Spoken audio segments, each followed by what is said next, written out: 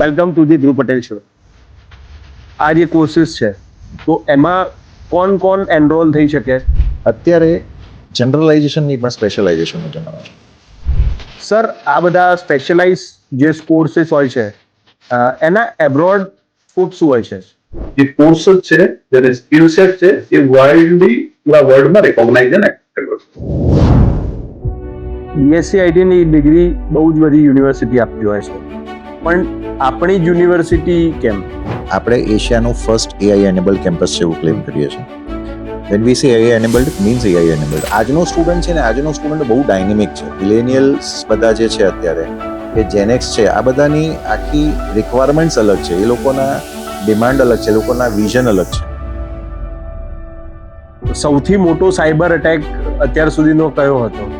મે 2017માં એક અટેક થયો હતો જેનું નામ હતું WannaCry. સર, આપણો જે કોર્સ છે એ એન્ટરપ્રિન્યોરને કેવી રીતે સપોર્ટ કરે છે? ઇન્ડસ્ટ્રીની અંદર ચેન્જીસ બહુ ફાસ્ટ છે અને એવરી ડિકેડની જગ્યાએ હવે એવરી 5 years ઇન્ડસ્ટ્રીમાં ટેકનોલોજી ચેન્જ થાય છે. આપણું ઇન્ડસ્ટ્રીયલ કોલેબોરેશન કેટલું સ્ટ્રોંગ છે? ઇન્ડસ્ટ્રીયલ પ્લેસમેન્ટ મળે છે ખરા? We end up like you know what to do now, because મારી પાસે કોઈ સ્પેશિયલાઇઝેશન છે નહીં.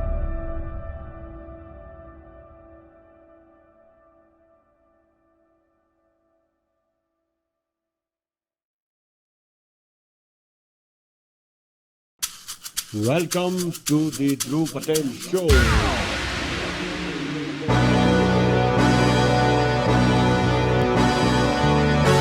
You're rocking with the best.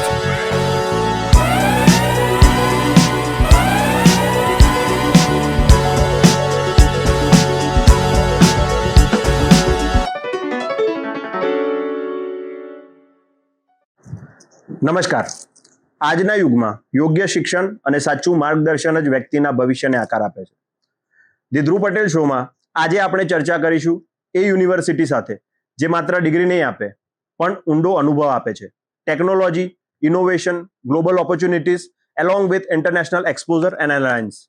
આજે આપણી સાથે છે ગાંધીનગર યુનિવર્સિટીના રિપ્રેઝેન્ટેટિવ પુનિત ત્રિવેદી સર અને cyber security and industrial expert Hiraram Meghwal sir, જેઓએ માત્ર કોર્સ નહીં પરંતુ એક કલ્ચર ડેવલપ કર્યું છે જ્યાં વિદ્યાર્થી માત્ર ડિગ્રી નહીં મેળવે પરંતુ ઉદ્યોગ સાથે જોડાયેલ અનુભવ, રિયલ પ્રોજેક્ટ્સ પર કામ કરવાની તક, અમેઝિંગ ઇન્ટર્નશિપ અને પ્લેસમેન્ટ સપોર્ટ પણ મેળવશે. અને સૌથી ખાસ વાત, ગ્લોબલ કરિયર ડેવલપમેન્ટ માટેનો કોન્ફિડન્સ પણ મેળવે છે. આ ટીમે એશિયાનું પ્રથમ એઆઈ એનેબલ કેમ્પસ ઊભું કર્યું છે અને ગુજરાતમાં પ્રથમ IEEE બ્લેન્ડેડ ગ્લોબલ સિલેબસ વાળી યુનિવર્સિટી બનવાનો ગૌરવ હાંસલ કર્યો છે. અહીંનું શિક્ષણ માળખું, અહીંની ઇન્ડસ્ટ્રીયલ કોલેબોરેશન, અહીંનું સ્ટાર્ટઅપ એન્ડ ઇનોવેશન કલ્ચર અને સૌથી વધુ વિદ્યાર્થીને freelance plus job plus government exam માટે તૈયાર કરતા કોર્सेस, આ બધું સપનું સાકાર બનાવવાવાળી ટીમ આજે ગાંધીનગર યુનિવર્સિટીના પુનિત સર અને હીરારામ સર આપણા સાથે છે. Hello sir, welcome to the Dhruv Patel show. કેમ છો? થેન્ક યુ ધ્રુવ, બસ મજામાં સર. સર, પહેલો પ્રશ્ન કે મોટા ભાગે 12મા પછી કરિયર અગર આપણે બનાવવું હોય તો 12મા પછી કઈ ડિગ્રી આપણે લેવી જોઈએ અને એ ડિગ્રી પછી શું, અને સાથે સાથે કરિયર બનાવવા માટે તમને શું લાગે છે કે આજના તારીખમાં સૌથી વધારે ઇમ્પોર્ટન્ટ શું છે? સી, અત્યારનો જે વિદ્યાર્થી છે એ 12મા પછી સૌથી વધારે કન્ફ્યુઝડ હોય છે. એમની પાસે કયા કરિક્યુલમ, અત્યારે લેટેસ્ટ ઇમર્જિંગ ટ્રેન્ડ સાથેના કરિક્યુલમ કયા અવેલેબલ છે એનું નોલેજ જ બહુ ઓછું હોય છે. એ લોકો નોર્મલી જે ટ્રેડિશનલ ડિગ્રી પ્રોગ્રામ્સ છે એ ટ્રેડિશનલ ડિગ્રી પ્રોગ્રામ્સ તરફ વધારે પડતા ફ્લોમાં જતા હોય છે. એટલે ગો વિથ ધ ફ્લો, એટલે આપણે ઘેટાનું ટોળું જેવી રીતે જતું હોય તો બધા ટ્રેડિશનલ ડિગ્રી પ્રોગ્રામની અંદર ક્યાંક ને ક્યાંક વળી જતા હોય છે. એનું એક બેસિક રીઝન એવું છે કે એમની પાસે અવેરનેસ નથી. હવે થાય છે શું કે 3 વર્ષ પછી શું કરવું એ એમના માટે ક્વેશ્ચન માર્ક થઈ જાય છે, કારણ કે ઘણા બધા જે ટ્રેડિશનલ પ્રોગ્રામ છે એ ટ્રેડિશનલ પ્રોગ્રામની અંદર ઇશ્યુઝ એવા છે કે 3 વર્ષ પછી જોબ ઓપોર્ચ્યુનિટી શું છે શું નથી એ જોયા વગર એ લોકો એમાં કૂદી પડે છે. કોઈ વાર કોઈ એમના ફેમિલી અથવા તો ફ્રેન્ડ્સની એડવાઇસથી એ લોકો જતા હોય છે. અત્યારે જનરલાઇઝેશનની પણ સ્પેશિયલાઇઝેશનનો જમાનો છે અને યુનિવર્સિટીઝ લાઇક અસ, ઘણી બધી યુનિવર્સિટી છે કે જે સ્પેશિયલાઇઝેશનની અંદર ડિગ્રીઝ આપે છે. આઈટી સ્પેશિયલી શું છે કે આપણા ત્યાં લોકો પ્રોફેશનલ કરિયર તરફ વધારે ફોકસ કરવું જોઈએ. પ્રોફેશનલ્સમાં અત્યાર સુધી આપણી પાસે પ્રોફેશનલ ડિગ્રીઝ જોવા જાવ તો એન્જિનિયરિંગની ડિગ્રી છે, કે ચાર્ટર્ડ એકાઉન્ટન્ટ્સ છે, ડોક્ટર છે, લોયર છે. આઈટી પ્રોફેશનલ એક નવી વસ્તુ છે, છેલ્લા 3 ડિકેડથી માર્કેટમાં બહુ સારી રીતે આગળ વધી રહી છે. અને આઈટીમાં પણ હવે જનરલ આઈટી કરિયર નહીં, સ્પેશિયલાઇઝ કરિયર છે. લાઈક તમે મોબાઈલ એપ ડેવલપમેન્ટ છે, cyber security and digital forensic છે, એનિમેશન, વીએફએક્સ, ગેમ ડિઝાઇન છે, ગેમ ડેવલપમેન્ટ પ્રોગ્રામ્સ છે, બ્લોકચેઇન ડેવલપમેન્ટ છે. આવા ઘણા બધા સ્પેશિયલાઇઝેશન્સ આઈટીમાં પણ આવી ગયેલા છે. એ સિવાય ડિઝાઇન છે, ફાઇન આર્ટ્સ છે, આવી ઘણી કારકિર્દી છે કે જે ક્રિએટિવ સ્ટુડન્ટ્સ છે, જેને ક્રિએટિવિટીમાં વધારે ઇન્ટરેસ્ટ છે, જેને આર્ટમાં વધારે ઇન્ટરેસ્ટ છે, એ લોકોને પણ એની ઓપોર્ચ્યુનિટી વિશે ખબર નથી હોતી કે આ પ્રોગ્રામ છે. મેં ઘણા સ્ટુડન્ટ સાથે જ્યારે કાઉન્સેલિંગ કર્યા છે, અથવા તો ઘણા પેરેન્ટ્સને જ્યારે મળ્યો છું, આપણા જે રેફરન્સીસમાં હોય ને, ફ્રેન્ડ્સ ફેમિલીમાં, તો સારી સ્કૂલમાં સ્ટુડન્ટ્સ હોય, સારી એટલે પ્રીમિયમ સ્કૂલમાં સ્ટુડન્ટ્સ હોય, એમને પણ ઘણા બધા માહિતી નથી હોતી. સો અત્યારના સમયમાં દરેક વિદ્યાર્થીએ સારી કારકિર્દી બનાવી હોય તો એના માટે સ્પેશિયલાઇઝેશન તરફના ટ્રેન્ડ છે, એ ટ્રેન્ડને સમજવું જોઈએ અને એ પ્રમાણે પોતાની કારકિર્દીને પોતાની રીતે શેપ આપવો જોઈએ. સર, સ્પેશિયલાઇઝેશન સાથેના કોર્સ કેવી રીતે ડિફરન્ટ છે જે ટ્રેડિશનલ કોર્સમાં નથી? ટ્રેડિશનલ કરિક્યુલમ જે છે એ જનરલાઇઝ કરિક્યુલમ છે, જે વર્ષોથી ચાલતી આવતું કરિક્યુલમ છે. સ્પેશિયલાઇઝેશન પ્રોગ્રામ છે એ એક તો જો અત્યારે જોવા જઈએ તો જે એનઈપીની ગાઈડલાઇન છે એ પ્રમાણે ડિઝાઇન થયેલા પ્રોગ્રામ છે. Point number 1. પોઈન્ટ નંબર 2 જો આપણે જોવા જઈએ તો specialization is a very dynamic program. ઇન્ડસ્ટ્રીની અંદર ચેન્જીસ બહુ ફાસ્ટ છે અને એવરી ડિકેડની જગ્યાએ હવે એવરી 5 યર્સ ઇન્ડસ્ટ્રીમાં ટેકનોલોજી ચેન્જ થાય છે. સો આ સ્પેશિયલાઇઝેશન પ્રોગ્રામ એવી રીતે ડાયનેમિકલી ડિઝાઇન થયેલા છે કે જે લેટેસ્ટ ટેકનોલોજી પ્રોગ્રામ્સ છે, જે લેટેસ્ટ ટેકનોલોજી છે, એ ઓટોમેટિકલી એની અંદર બાઇન્ડ થઈ જાય છે. So student don't have to worry કે આજે હું અહીંયા અત્યારે કરી રહ્યો છું, એ આવતીકાલે મારી સાથે શું થશે. They will be upgraded with the technology. પ્રોગ્રામની ડિઝાઇન જ એવી રીતે થયેલી છે. આનાથી બીજો ફાયદો શું થાય છે કે આઈ મીન જેક ઓફ ઓલનો જમાના ગયા છે, રાઈટ? સો સમયના પ્રમાણે હવે પરિસ્થિતિ એવી આવીને ઉભી રહી કે મારી પાસે સ્પેશિયલાઇઝેશન હશે તો મારી પાસે ઓપોર્ચ્યુનિટીઝના પણ ક્લેરિટી હશે. જનરલાઇઝેશનમાં કન્ફ્યુઝન થાય છે. એનું કારણ શું છે કે મેં કરી લીધું પણ મારી પાસે ત્યાં માર્કેટમાં શું માગે છે, તો માર્કેટમાં સ્પેશિયલાઇઝ સ્ટુડન્ટ્સ માગે છે અને we end up like what to do now, because મારી પાસે કોઈ સ્પેશિયલાઇઝેશન છે નહીં.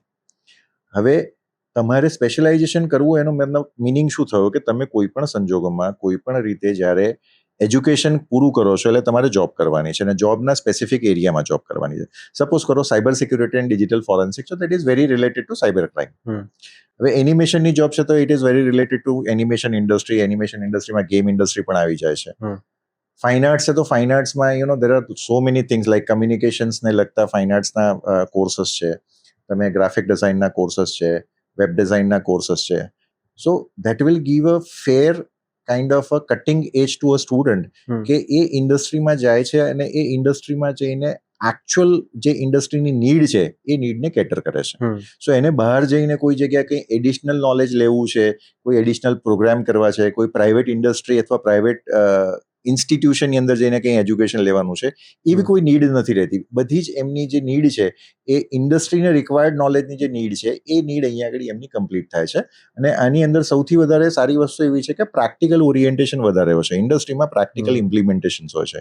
You can't just have kind of કે તમે થિયોરી તમે સ્ટડી કરી લીધું ને પછી I mean you try and do something. અહીંયા તમને પ્રેક્ટિકલ નોલેજ પણ સાથે સાથે લગભગ સમજો ને 60 to 70% પ્રેક્ટિકલ નોલેજ ઉપરનું ફોકસ હોય છે. So this gives them a cutting edge into today's cutting throat environment. Sir, આ કોર્સ કરવામાં આપણાને ડાયરેક્ટ જોબ ઓપોર્ચ્યુનિટી મળતી હોય છે અને મળતી હોય છે તો પગાર કેટલો હોય છે? આજે જે સ્પેશિયલાઇઝેશન વાળા કોર્सेस છે, જેમ કે સાયબર સિક્યોરિટી પુણે સરે કીધું, તો under the cyber security hood ઘણા બધા સબ્જેક્ટ હોય છે. સાયબર સિક્યોરિટી એક ઓવરઓલ ટોપિક છે. એના અંદર સ્પેસિફિક અલગ અલગ ઇન્ડસ્ટ્રી હોય છે. જે MBBS થઈ ગયું, પછી MD માટે સ્કીમ, એવી રીતે આમાં છે endpoint security, network security, cloud security, data security. તમારો data, Aadhaar card, PAN card, it should be accessible to you only. બીજાને કોઈ મોફ ના કરી શકે. તમારી આઈડેન્ટિટી સિક્યોર કેવી રીતે કરવી, we called PII, personal identity information. So એ બધાના અલગ અલગ તમને આમાં કવર થાય છે. And then you decide gradually, જેનો 3 વર્ષનો કોર્સ છે, તો 1-1.5 વર્ષ પછી તમને ખબર પડે કે અચ્છા મારું માઇન્ડ વધારે ક્યાં એક્સપર્ટ ચાલે છે. Like I am good in network, I am good in data security, I am good in cloud. Right. And accordingly you need to choose your career. Now coming on the initial salary. So બધી જ company on an average, તમે ફોર્બ્સના report જોઈ લો, minimum Mumbai, Hyderabad, બેંગ્લોરનું જોવો છો તો 8 lakh is the initial package. અને એમાં કોઈ કન્ડિશન નથી કે you are came from IIT or the NITs.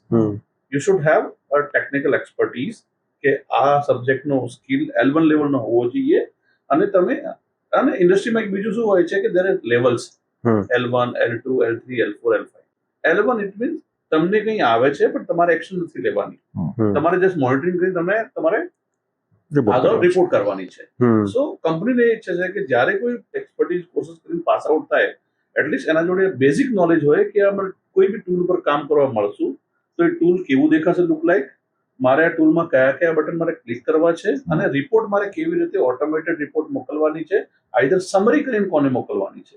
So initial package would be 8 lakh minimum, અને એના એક્સપેન્શન ગ્રોથ થાય છે. If you see the same candidate after 5 years, એ ઓલમોસ્ટ 40 થી 50 લાખ ઉપર પહોંચી ગયો છે. અને we have seen huge bunch of candidate, જે મારા ઘણા બધા સ્ટુડન્ટ હતા ડ્યુરિંગ ધી 14-15ના ગાળામાં, અત્યારે ઓલમોસ્ટ 50+ ની સેલરીમાં છે. સર, આજના જમાનામાં આપણે એવું જોયું છે કે લોકો AI ને બહુ લિમિટેડ સમજીને બેસ્યા છે કે AI થી આટલું થઈ શકે, આટલું થઈ શકે. તમે થોડું એલોબરેટ કરી શકો કે AI આગળના જનરેશન માટે કેટલું ઇમ્પોર્ટન્ટ છે? અને AI છે, artificial intelligence playing a very vital role in human life. જ્યારે આપણે નોન ટેકનિકલી વાત કરીએ તો એવું છે કે AI એટલે સમથિંગ કમ્પ્યુટર જે માણસ જેવું વિચારે છે અને આપણે કંઈ કરેક્શન માટે આપીએ છીએ, કરે છે. તમે કંઈ પાછી રિપોર્ટ્સ રેફર કરશો ઇન્ડિયાની, તો એમાં એવું છે કે 90% જે યુઝર છે, જે ChatGPT, જેમિની, કોકપીટ કે મેટાના જે AI વાપરે છે, એ ખાલી એ જ કરે છે કે મારો ફોટો અપલોડ ક્લિયર કર, ગિબલી સ્ટાઇલ બનાવો, આઈધર હું કોઈને WhatsApp કરું છું તો મારું ઇંગ્લિશ થોડું ઇમ્પ્રૂવ કર, એટલે અને એ જ લખું છું, મેક ઇટ કરેક્ટ, આઈધર મારી એક એપ્લિકેશન લખો. બટ AI નો એ ટાસ્ક નથી. This is just 1%. AI નો એકચ્યુઅલ ટાસ્ક છે, AI છે ને, જ્યારે હું સાયબરની વાત કરું, યા ઇન્ડસ્ટ્રીની વાત કરું, તો AI મેં 2 પાર્ટમાં ડિવાઈડ કરી છે. વન AI વી કોલ્ડ એકદમ precision AI. Precision AI it means, imagine કરો કે તમે કોઈ કંપનીમાં કામ કરો છો, SBI નો એક એક્ઝામ્પલ લઈ લો તમે, આઈધર તમે માઇક્રોસોફ્ટ લો, જ્યાં તમે 1 લાખ પ્લસ યુઝર એમ્પ્લોય છે, આઈધર TCS લઈ લો, TCS જોડે 6 લાખ એમ્પ્લોય છે. 6 લાખ એમ્પ્લોયમાં બધાને મારે લેટ્સ ઇમેજિન કે મારે બધાનો સેલરી હાઈક આપવો છે. અત્યારે હું SAP ડેટાબેઝ કે ટ્રેડિશનલ સિસ્ટમમાં જઈને કંઈક ક્વેરી કરીશ કે ભાઈ લિસ્ટ ઓફ યુઝર્સ મને આપ જેની સેલરી 50,000 રૂપિયા હોય, આજે 50,000 1 લાખના વચ્ચે હોય, it will take around 2 or 3 hours. If you have the precision AI, it's matter of microsecond. તમને 20 માઇક્રોસેકન્ડ્સના અંદર તમને રિઝલ્ટ્સ મળી જશે. આ એક પાર્ટ થઈ ગયો કે તમારા ઓપરેશનને એફિશિયન્સી આપે છે, કે ઇમિડિયેટ તમને આન્સર કેવી રીતે મળે. અને એનો સેકન્ડ પાર્ટ આવે છે જનરેટિવ AI. જનરેટિવ AI શું કરે? તમારો જે વર્ક ફ્લો છે, સિક્યોરિટી ઇમ્પ્રૂવ કેવી રીતે કરવી, તમારું ઓપરેશન ઇમ્પ્રૂવ કેવી રીતે કરવી, એમાં તમને હેલ્પ કરે છે. જેમ કે એન એક્ઝામ્પલ આપણે કામ કરીએ કે કોવિડ કાળનું એક્ઝામ્પલ લઈએ, અને અગેન એક TCS ઉપર આવીએ કે જેના કોઈ 100 થી 150 એમ્પ્લોય ઘરેથી કામ કરે છે, અને એક ટેકનોલોજી હોય છે જે કોલ્ડ VPN. VPN એટલે પ્રાઇવેટ લાઇન થઈ જાય ઓવર ધ ઇન્ટરનેટ, જ્યારે ઘરનો માણસ ઓફિસનું લેપટોપ PC ને એક્સેસ કરીને ઉપર કામ કરી શકે. બરોબર. હવે એમાં મારે કન્ડિશન મૂકવી છે, આ જેને એને પૂછવું છે કે મને જે 150 યુઝર છે આમાંથી એવા બતાવો જેના લેપટોપમાં એન્ટીવાયરસ અપડેટેડ નથી. રાઈટ? આઈધર મેન્યુઅલ મારે શું કરવું પડે? ફોન કરવો પડે, આઈધર મારે IT ગાઈડ કેવું પડે કે એનું રિમોટ એક્સેસ કર, અને ઇન્વેન્ટરી ચેક કરીને પછી કે આમાં આ વર્ઝન છે ને આમાં વર્ઝન છે. But then a will give in next fraction of seconds કે ભાઈ આઉટ ઓફ 200 યુઝર્સ 50 યુઝર્સના અંદર એન્ટીવાયરસ અપડેટેડ નથી. Now what action need to be taken? You can take a workflow in such a way કે antivirus પહેલા update કર અને પછી એક્સેસ આપ. So you can define a custom workflow. I would say the workflow where you can take appropriate actions based on the conditions. એક best example મેં હમણાં ઇન્ડસ્ટ્રીમાં લીધું હતું. મારે એક કસ્ટમર છે, ગવર્મેન્ટ કસ્ટમર છે, જે લોકોને મોબાઈલ ફોનને સિક્યોર કરવા હતા. એટલે એમાં મેં લોકોએ કન્ડિશન મૂકી કે કોઈ બી યુઝર જેનું એન્ડ્રોઇડ વર્ઝન આથી નીચું હશે એને આ કોર્પોરેટ રિસોર્સ એક્સેસ ના મળે, ઓકે, વન્ડરફુલ. રાઈટ? બીકોઝ એમાં વલ્નરેબિલિટી છે. વલ્નરેબિલિટી મતલબ લૂપ હોલ જ્યાંથી અટેકર એન્ટર થઈ શકે. અને બીજી કન્ડિશન એમાં મૂકી કે કોઈ મેલિશિયસ સોફ્ટવેર ઇન્સ્ટોલ કરે એપ્લિકેશન, જેમ કે ટિકટોક જે બ્લોક છે એ ઇન્સ્ટોલ કરે તો ઇમિડિયેટ એના બધા એક્સેસ બંધ થઈ જાય. અને it's automated way the moment he uninstall that application બધા એક્સેસ પાસે ચાલુ થઈ જાય. So with the help of AI તમે આ બધું અચીવ કરી શકો છો. ઇટ્સ ઘણું મોટું એનું બીજું બી કામ છે જે તમારી લાઈફને ઈઝી કરે છે in terms of personal and professional with the organization benefit as well.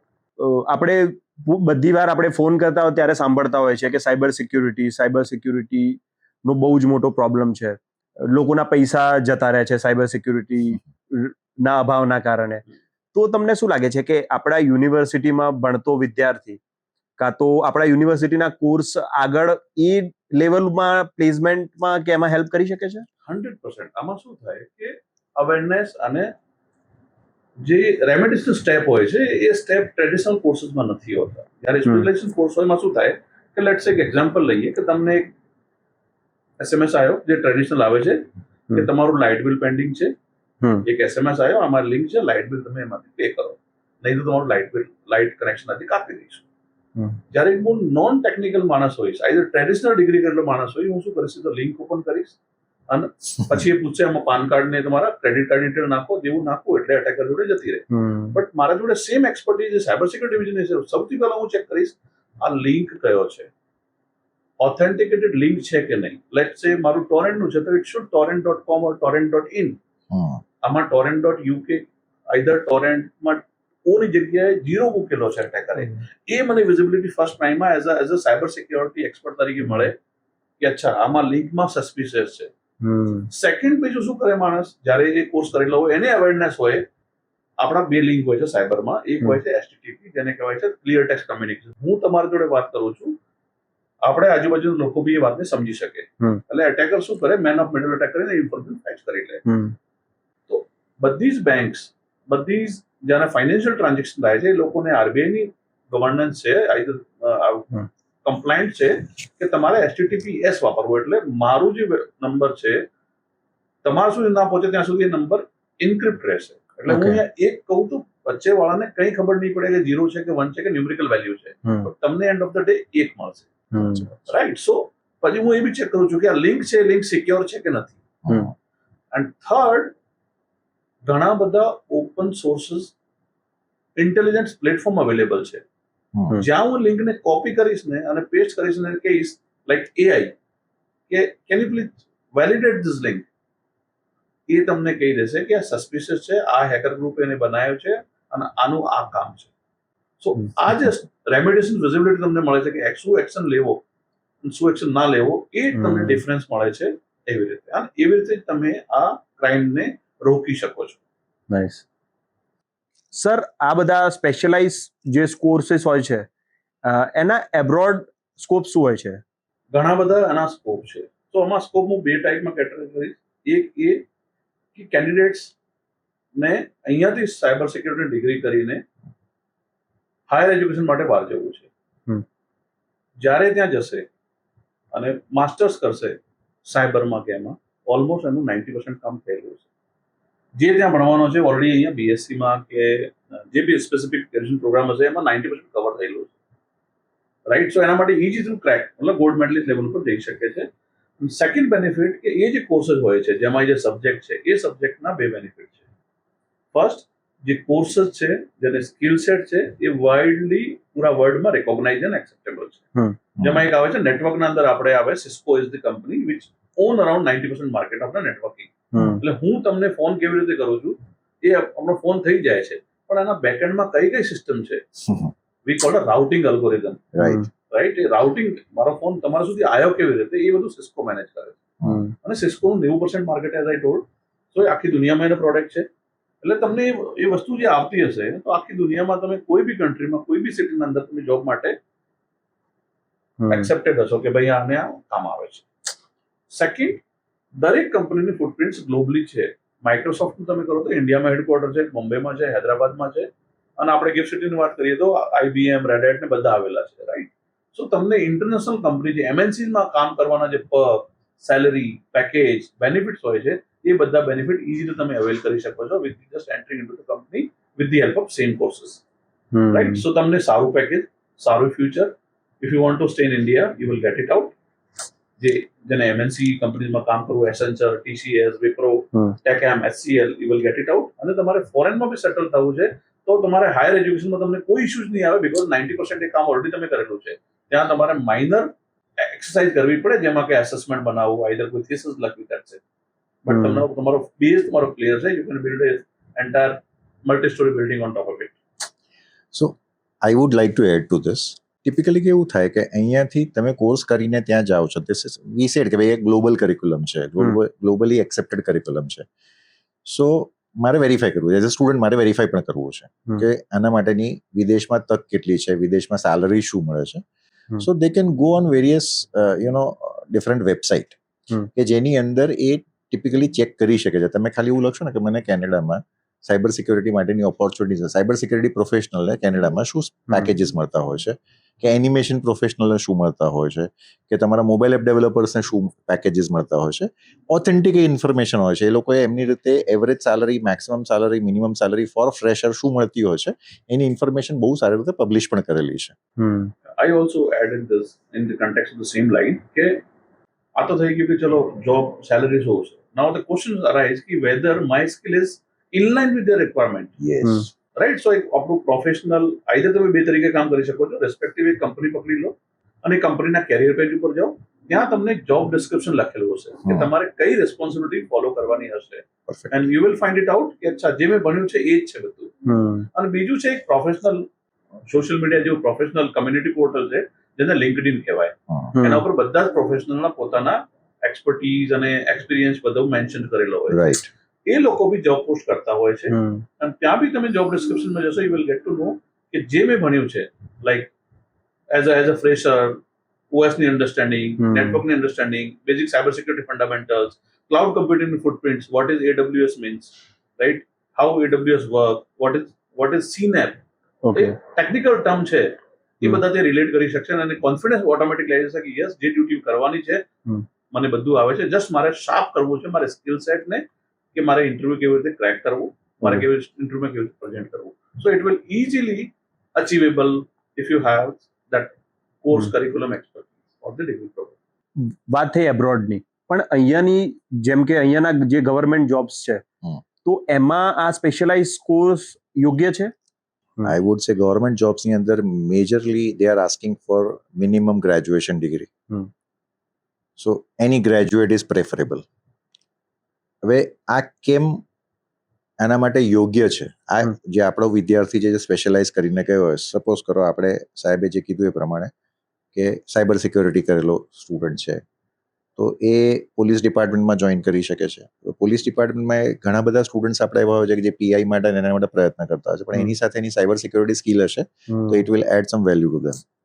Even IAS તરીકે કોઈ સ્ટુડન્ટ તૈયારી કરતો હોય, બીકોઝ આપણા ગુજરાતના ઘણા બધા સ્ટુડન્ટ્સ જીપીએસસી, યુપીએસસી માટે પણ અપિયર કરતા હોય છે. સો એમાં ક્લાસ 1 ઓફિસર્સ છે કે સુપર ક્લાસ 1 ઓફિસર્સ છે, આ બધાની પાસે જો આ બધા ટેકનિકલ નોલેજ હશે. હવે આપણને એમ વિચારીએ કે મોબાઈલ એપ ડેવલપમેન્ટને સરકારને શું લેવા દેવા, પણ એ લોકો પણ મોબાઈલ એપ ડેવલપ કરાવે છે, એ લોકો પણ વેબસાઇટ ડેવલપ કરાવે છે. એનિમેશન વાળા સ્ટુડન્ટ્સ હોય તો એમને ગવર્મેન્ટ સાથે શું લેવા દેવા, પણ એમની પણ ઘણા બધા વિડીયોઝ બનતા હોય છે, એમના પણ એનિમેટેડ વિડીયોઝ એ લોકો બનાવી શકે. એટલે આ સ્પેશિયલાઇઝેશન પ્રોગ્રામ્સની સાથે ગવર્મેન્ટમાં જવાથી મેઇન ફાયદો એવો થાય છે કે they will have a fair understanding about technology, fair understanding of the cost. So ક્યાં કઈ જગ્યાએ કોસ્ટ સ્ટ્રક્ચર્સ શું હોય છે એ પણ એમને નોલેજમાં આવતું હોય છે જ્યારે કામ કરે. એટલે ઓબ્વિયસલી ઇન્ડસ્ટ્રી સાથે એમનું એસોસિએશન્સ થાય છે. સો ગવર્મેન્ટ જોબ્સની અંદર પણ નોલેજ સાથે તમે ગવર્મેન્ટની સાથે જાઓ છો, એડિશનલ નોલેજ સાથે. જે નોર્મલ બિઝનેસ જે એમને ગવર્નન્સનું જે કામ છે, ગવર્મેન્ટના તરફથી જે ગવર્નન્સ છે એની તો ટ્રેનિંગ એમને મળવાની છે, પણ એનાથી એમને જે એડિશનલ સ્પેશિયલાઇઝેશન સાથે જાય છે તો જે તે રીતે ગવર્મેન્ટમાં એમાં કન્ટ્રીબ્યુટ 100% વધારે સારી રીતે કરી શકશે, જે એક ટ્રેડિશનલ એજ્યુકેશન સાથે લોકો નથી કરી શકતા. હું તો બે વસ્તુ બીજી એડ કરું આમાં કે સિન્સ હું બધી જ ગવર્મેન્ટ જોડે કામ કરું છું, રાઈટ? સો આપણે અત્યારે જે કોલ કરીએ તો એક અમિતાભ બચ્ચનની ટ્યુન આવે છે કે per day 6,000+ cyber crime record થાય છે ઇન્ડિયામાં, મતલબ જેની લીગલ FRI થાય છે. 20,000+ કેસીસ એવા હશે જેના ખબર જ નથી મારે શું કરવું. હમ. કે 1930 ટોલ ફ્રી નંબર છે, મારે એનો ફોન કરવો છે, મારે કયા કયા એવિડન્સ સબમિટ કરવા છે કે મારા પૈસા બાકી આવે એ છે. સો એક તો આ એંગલ છે. આ એંગલને અનુરૂપ એટલે ગવર્મેન્ટે શું કર્યું છે, દરેક જિલ્લા મુખ્યાલય ઉપર એક સાયબર ક્રાઇમ પોલીસ સ્ટેશન હશે, રાઈટ? અને ત્યાં તમારી એક્ઝામિનેશન તો યા એ જ હશે કે ટ્રેડિશનલ તમારે પીઆઈ ઇન્સ્પેક્ટરને કઈ ડ્યુટી કરવી છે, રાઈટ? યા એના ફિઝિકલ પ્રોસેસ શું હશે. બટ તમને એડવાન્ટેજ શું મળશે કે તમારી જોડે સાયબર સિક્યુરિટી નોલેજ હશે, તમને ઇઝીલી એ ડિપાર્ટમેન્ટ તમને આવંટિત કરવામાં આવશે, because you know the how to handle such cases and how to operate the entire work flow. Second, ઇન્ડિયામાં નવો એક રૂલ્સ આવી રહ્યો છે, વી કોલ્ડ ડીપીડીપી. દરેક ગવર્મેન્ટના દરેક ટેરિટરીના પોતાના રૂલ સેટ છે. જેવી રીતે યુરોપિયન ગવર્મેન્ટ છે, એ લોકોનો એક કમ્પ્લાયન્સ મેટ્રિક છે, જે લોકો કહે છે GDPR, right? General data protection regulation. એટલે એવું છે કે યુરોપના માણસનો આધાર કાર્ડ કે પાન કાર્ડ યુરોપથી બહાર સોફ્ટમાં ના જવું જોઈએ. ભલે તમે યુરોપના કામ કરતા હો યા યુરોપની કંપની જોડે કામ કરતા હો, પણ તમે એ ડેટા ઇન્ડિયામાં એક્સેસ ના કરી શકો. એવી રીતે ઇન્ડિયન ગવર્મેન્ટે ડીપીડીપી ડેટા પ્રાઇવસી પોલિસી લાવી છે, જેમાં એ આવ્યું છે કે આપણે ઇન્ડિયન ગવર્મેન્ટના જેટલા બી આપણા સિટીઝન છે, એમની જે પર્સનલ ઇન્ફોર્મેશન છે, અને personal information stand with your name, your mobile number and your address and so and so forth, એ કોઈ વસ્તુ ઇન્ડિયાથી બહાર ના આવવી જોઈએ, રાઈટ? સો એના માટે બી આખા વર્ટિકલ તૈયાર છે ગવર્મેન્ટના, મોટા પાયે એના ઉપર કામ ચાલુ છે, મોટા પાયે હાયરિંગ થશે. થર્ડ આઈ ઓપનર સિનારીઓ એ છે કે દરેક બેંક જેના ઉપર તમે રિલાય કરો છો ફાઇનાન્શિયલી, તમારો બધો ડેટા પડ્યો છે. શું એ બેંક થર્ડ પાર્ટી કંપનીઝને હાયર કરીને કામ કરાવે છે? ના. જ્યારે તમે આપણે બેન્કિંગની વાત કરીએ તો આપણે એ દેખીએ જનરલ બેન્કિંગ, કે મારું એકાઉન્ટ છે, બેંક છે, ત્યાં ખાતું ખોલશે, મને પાસબુક આપશે. પણ એના બેકએન્ડ એક્સપર્ટની ટીમ છે, દે કોલ્ડ સિસ્ટમ બેન્કિંગ, જેમાં એ જ એક્સપર્ટને એઝ અ મેનેજર, એજીએમ બધી જ પોઝિશન સાથે હાયર કરવામાં આવે છે. સો મારો એક ક્લાસમેટ હતો, right, A as a manager join કર્યું હતું સિસ્ટમમાં. ઓકે. એટલે એનું કામ બેન્કિંગ નથી, પણ બેંકની એપ્લિકેશન, યોનો બેન્કિંગ, આ તે કેવી રીતે, તમારો ડેટા કેવી રીતે, તમારું એકાઉન્ટ મારાથી ઓપરેટ ના થાય, રાઈટ? બીકોઝ આઈધર તમારું એકાઉન્ટને મને એક્સેસ મળી ગયો તો પ્રોબ્લેમ થશે. તો એ બધી પ્રાઇવેસી પોલિસી એ બેંકનો પોતાનો સ્ટાફ છે, અને વર્ષોથી ચાલી રહ્યું છે. પહેલા એવું હતું કે ટ્રેડિશનલ માણસ હાયર કરતા, આઈધર બેંકને કોન્ટ્રાક્ટ આપતા. હવે ઇનસાઇડર થ્રેટના કન્સેપ્ટો બહુ વધી ગયા છે, ખબર નહીં કોણ under as a insider threat આવી શકે છે, as a sleeper cells. So they won't there on team. એટલે તમે એસબીઆઈના બી કેરિયર પેજ ઉપર જશો, તમને હું કહું છું, ત્યાં બી તમને સાયબર સિક્યોરિટીની ઘણી બધી પોઝિશન મળે છે. અને લાસ્ટલી દરેક ઓર્ગેનાઇઝેશન એક નવી પ્રોફાઇલ ઊભી કરી છે. જેવી રીતે આપણે મોદી ગવર્મેન્ટના સાહેબ પછી જે આપણે CDS એક પોઝિશન ઊભી થઈ છે, ચીફ ઓફ ડિફેન્સ સ્ટાફ, જે ત્રણેય ડિપાર્ટમેન્ટનો હેડ છે. એવી રીતે દરેક ઓર્ગેનાઇઝેશનમાં એક નવી પોઝિશન ઊભી થઈ છે, we called CISO, chief IT security officer. એનું એ જ કામ છે કે આપણો ડેટા કમ્પ્લાયન્સ પ્રમાણે આપણાથી બહાર ના જવો જોઈએ, રાઈટ? પહેલા કેવું તો CIO હોય, GM હોય, આઈટી મેનેજર હોય, એનું કામ છે કે મેનેજ કરો, ડેટા આવ્યો ગયો, લેપટોપ લાવ્યું, નવું લાવ્યું, એમ્પ્લોયનું લેપટોપ ચેન્જ થઈ ગયું, બટ એ data should be within the premises, data should be secure, will be under the CISO's responsibility. એટલે આખું એક વર્ટિકલ છે, ત્યાં બી તમને ઓપન છે. સો મારું કહેવું એ છે કે તમને ઇન્ડસ્ટ્રી, ગવર્મેન્ટ અને કન્સલ્ટેશન ત્રણેય રીતે તમે સેટ થઈ શકો છો. સર, મારો ક્વેશ્ચન એ છે કે BSc આઈટીની ડિગ્રી બહુ જ બધી યુનિવર્સિટી આપતી હોય છે, પણ આપણી જ યુનિવર્સિટી કેમ? આજે લગભગ મોટા ભાગની યુનિવર્સિટી એ ઇમર્જિંગ ટેકનોલોજીસ અથવા સ્પેશિયલાઇઝેશન તરફ વળી ગઈ છે. આપની વાત બિલકુલ સાચી છે. આપણી યુનિવર્સિટીના જે બે મહત્વના મુદ્દા છે તમે હમણાં હાઇલાઇટ પણ કરેલા છે, કે આપણે એશિયાનું ફર્સ્ટ AI એનેબલ્ડ કેમ્પસ છે એવું ક્લેમ કરીએ છીએ. વેન વી સે AI enabled means AI enabled. હમણાં સાહેબે કીધું કે ઇન્ટરવ્યુ પ્રિપરેશન તમારી પાસે ટેકનોલોજી બાસ્કેટ અહીંયાથી તમને ટ્રેનિંગમાં મળે જ છે, ઓફકોર્સ, પણ એની સાથે તમને ઇન્ટરવ્યુ પ્રિપરેશન છે, તમારા થીસિસ પ્રિપરેશન છે, અથવા તો તમારા અસાઇનમેન્ટ પ્રિપરેશન છે, આ બધામાં આપણા કેમ્પસમાં AIના મોડ્યુલ્સ છે કે જે સ્ટુડન્ટ્સને હેલ્પ કરે છે, સ્ટુડન્ટને રિયલી સપોર્ટ કરે છે, so that they can prepare for the interview, they can prepare their thesis or maybe they can prepare their some of the assignments. અને અત્યારે બીજા ઘણા બધા મોડ્યુલ્સ પણ આપણી સાથે પેરેલલી આપણે એઆઈમાં ડેવલપમેન્ટ કરી રહ્યા છે. Point number 1. બીજો જે પોઈન્ટ હમણાં વાત થઈ આપણે કે ગુજરાતનું એકમાત્ર કેમ્પસ છે કે જે IEEE ના સાથે બ્લેન્ડેડ સિલેબસ આપણે ડિઝાઇન કરેલો છે. IEEE is a international organization જે એજ્યુકેશનની અંદર ઘણા વર્ષોથી મોર દેન 5 ડિકેડ્સથી કન્ટ્રીબ્યુટ કરી રહી છે અને એનું રેકગ્નિશન માટે મારે કંઈ બોલવાની જરૂર નથી. સો ગુજરાતનું એકમાત્ર કેમ્પસ જો એવું હોય જો IEEE સાથે અને જો ગ્લોબલી રેકગ્નાઇઝ ઇન્ડસ્ટ્રીયલ એક્સપર્ટ સાથે જો એસોસિએટ થયેલું હોય તો ઓટોમેટિકલી અમે એવું કહી શકીએ કે અમારું કરિક્યુલમ જે છે એ ગ્લોબલી રેકગ્નાઇઝ કરિક્યુલમ તરીકે સ્ટુડન્ટ્સને કરિયર ઓપોર્ચ્યુનિટીઝ આપશે જ આપશે. સર મારો ક્વેશ્ચન એ છે કે સાયબર અટેક કેવા ટાઈપના હોય છે? ધારો કે ઇન્ડિવિજ્યુઅલ પાસે સાયબર અટેકનો સામનો કરવા માટે એવી શિલ્ડ નથી હોતી કે ના આવી સિક્યોરિટી હોય છે, પણ મોટા મોટા કોર્પોરેટમાં આપણે જોયું હોય છે કે એમના પાસે સાયબર સિક્યોરિટી પણ હોય છે. તો આ સાયબર અટેક કેવા હોય છે અને એ કેટલા ડેન્જરસ છે એની તમે વિગત આપી શકો? બિલકુલ જી. હવે આમાં એવું છે કે સાયબર જે અટેકની વાત કરીએ તો એક બહુ મોટી લિસ્ટ છે જેમાં મલ્ટિપલ ટાઈપના અલગ અલગ અટેક હોય છે અને અલગ અટેકનો અલગ પેટર્ન હોય છે. તમને બેસ્ટ એક્ઝામ્પલ આપું. પહેલા એક અટેક થતું હતું જેમાં મારે તમારું ફેસબુકનું આઈડી પાસવર્ડ જોઈએ છે ઇન્ડિવિજ્યુઅલ, તો હું એક ફિશિંગ અટેક કરીને આવે, એટલે ફિશ જેવી મછલીને કેવી જાળમાં આપણે ફિશિંગ કરીએ એ જ ફિશિંગ કે હું તમને એક ડમી લિંક બનાવું, ફેસબુકના પેજનું ડમી પેજ બનાવું અને તમને એક લિંક મોકલું કે તમારું ફેસબુક લોક થઈ ગયું છે, તમે અહીંયા રીસેટ કરો પાસવર્ડ. અને જેવું તમે રીસેટ કરો, ક્લિક કરો એટલે તમને ફેસબુક જેવું જ લાગે, પણ ત્યાં સ્પેલિંગમાં કોઈ મિસ્ટેક, માઇનર મિસ્ટેક હોય, સિક્યોર ના હોય અને તમે ત્યાં યુઝરનો પાસવર્ડ નાખો એટલે હેકર આર વેરી સ્માર્ટ. શું કરે, જેવું તમે યુઝરનો પાસવર્ડ નાખો એટલે કંઈ પ્રોમ્પ્ટ તો આવવો જોઈએ ને, એ ટાઈમે શું કરે, ઓરિજિનલ પેજ આગળ આવી જાય અને એવું ઇનવેલિડ પાસવર્ડ લખેલું આવી જાય. એટલે તમે કહો સારું પાસવર્ડ તો બરાબર હતું, પછી તમે જો ફેસબુક બરાબર છે, બધું બરાબર છે, અને સેકન્ડ ટાઈમ તમે ભલે સાયબર સિક્યોરિટી વાળા છો પણ તમે મિસ્ટેક કરી અને પછી તમે જોશો કે સિક્યોર છે કે નહીં, URL બરાબર છે કે નહીં, બધું બરાબર હશે. ફર્સ્ટ પેજમાં તમે બ્લાઇન્ડલી ક્લિક કરી દીધું એટલે પાસવર્ડ જતા રહ્યા. આ થઈ ગયું ઇન્ડિવિજ્યુઅલ. આ સૌથી બેસ્ટ અટેક ચાલે છે અત્યારે ઘણા વર્ષોથી, ઇવન કોર્પોરેટ ઉપર બી. હેકર શું કરે છે, દે આર વેરી ઓર્ગેનાઇઝડ. દે નો કે આ કંપનીના અંદર all the security solutions are there, બધું મૂકેલું છે, રાઈટ. દે હેવ લેટ્સ સે ઘણા બધા સિક્યોરિટી આવે, જેવી રીતે તમારા લેપટોપ, કોર્પોરેટ એમ્પ્લોયનો લેપટોપ હોય છે જેનો ડેટા હોય છે કંપનીનો, એટલે એ કોઈ ઇન્ક્રિપ્શન સોફ્ટવેર નાખે એટલે ડેટા તમે હાર્ડ ડિસ્ક બહાર કાઢી નાખો તો તમારે કોઈ કામની નથી, એ કંપની યુઝ કરી શકે.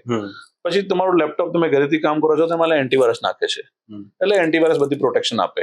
તમારે કઈ વેબસાઇટ ખોલવી, કઈ ના ખોલવી, એના માટે ફાયરવોલ આવે છે અને પ્રોક્સી આવે છે જેમાંથી બ્લોક થાય છે. એટલે અટેકર્સને ખબર છે કે હું આ રસ્તે જઈશ તો હું બ્લોક થઈ જઈશ, મને પકડાઈ જઈશ, કોઈ જગ્યાએ મને પકડી લેશે. સો અટેકર પહેલું શું કરે છે, ફિશિંગ અટેક કરે નોન ટેકનિકલ માણસ ઉપર. એટલે બેસ્ટ ટાર્ગેટ એમના માટે હોય છે ફાઇનાન્સ વાળો માણસ, નોન આઈટી વાળો. એને એક ઈમેલ જાય, લેજિટિમેટ ઈમેલ, જેમાં સાફ લખેલું હોય કે આપણે આ કંપનીનું કોલેબોરેશન છે, આઈધર તમારે કોઈ પેમેન્ટ કરવાનું છે કોઈને, આઈધર તમને કોઈ કોટેશન આવ્યું છે એઝ અ પીડીએફમાં, રાઈટ, કે આ ચેક ડોક્યુમેન્ટ આવી ગયું. એટલે નોન ટેકનિકલ માણસ શું કરશે, કોટેશન ઓપન કરશે. જેવું જ તમે પીડીએફ ઓપન કરી, આઈધર વર્ડ ફાઇલ ઓપન કરી, એમાં એક મેક્રોઝ કરીને વર્ડિંગ આવે છે, એટલે ઓટોમેટિક સ્ક્રિપ્ટ છે, વી કોલ્ડ અ બાઇન્ડિંગ.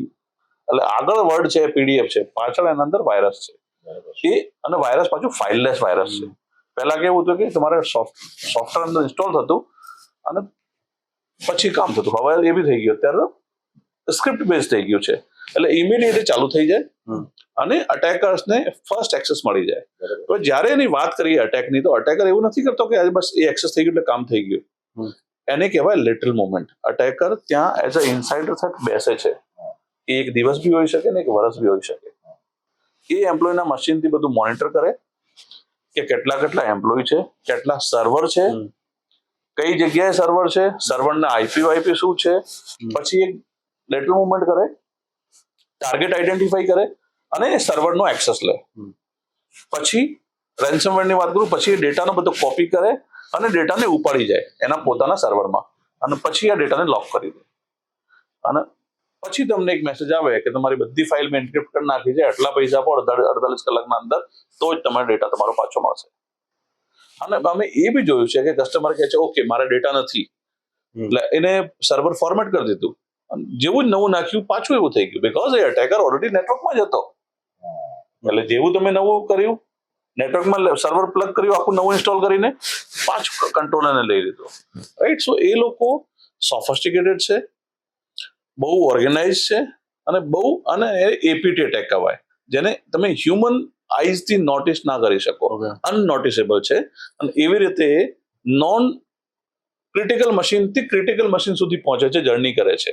અને એના માટે એક ફ્રેમવર્ક છે, જે ઓપન સ્ટેન્ડર્ડ ફ્રેમવર્ક, જેને કહેવાય માઇટર ફ્રેમવર્ક.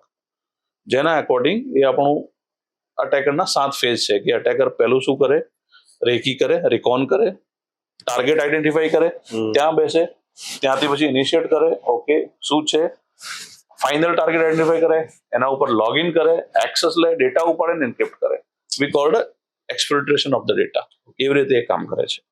સર, એમાં કોઈ તમે એવું એક્ઝામ્પલ કાં તો કોઈ મોટા જે સાયબર ક્રાઇમ થયા હોય એની કોઈ અગર તમને વાત ખબર હોય એવું કંઈ કહી શકો? જી, જનરલી એવું છે કે જે વેસ્ટર્ન કન્ટ્રી છે ત્યાં મેન્ડેટ છે, કમ્પ્લાયન્સ છે, કે તમે અગર સાયબર બ્રીચ થાય તો તમારે 24 કલાકના અંદર રિપોર્ટ કરવું પડે કે મને સાયબર બ્રીચ થયું છે. ઇન્ડિયામાં સ્ટોરી આખી સેપરેટ છે, ડિફરન્ટ છે. ઇન્ડિયામાં એવું છે કે હું બ્રીચ થયો અને મેં માર્કેટમાં ગઈને મેં એડમિટ કર્યું કે આઈ ગોટ બ્રીચ. મારી રેપ્યુટેશનનું શું થશે, મારા બિઝનેસનું શું થશે, રાઈટ?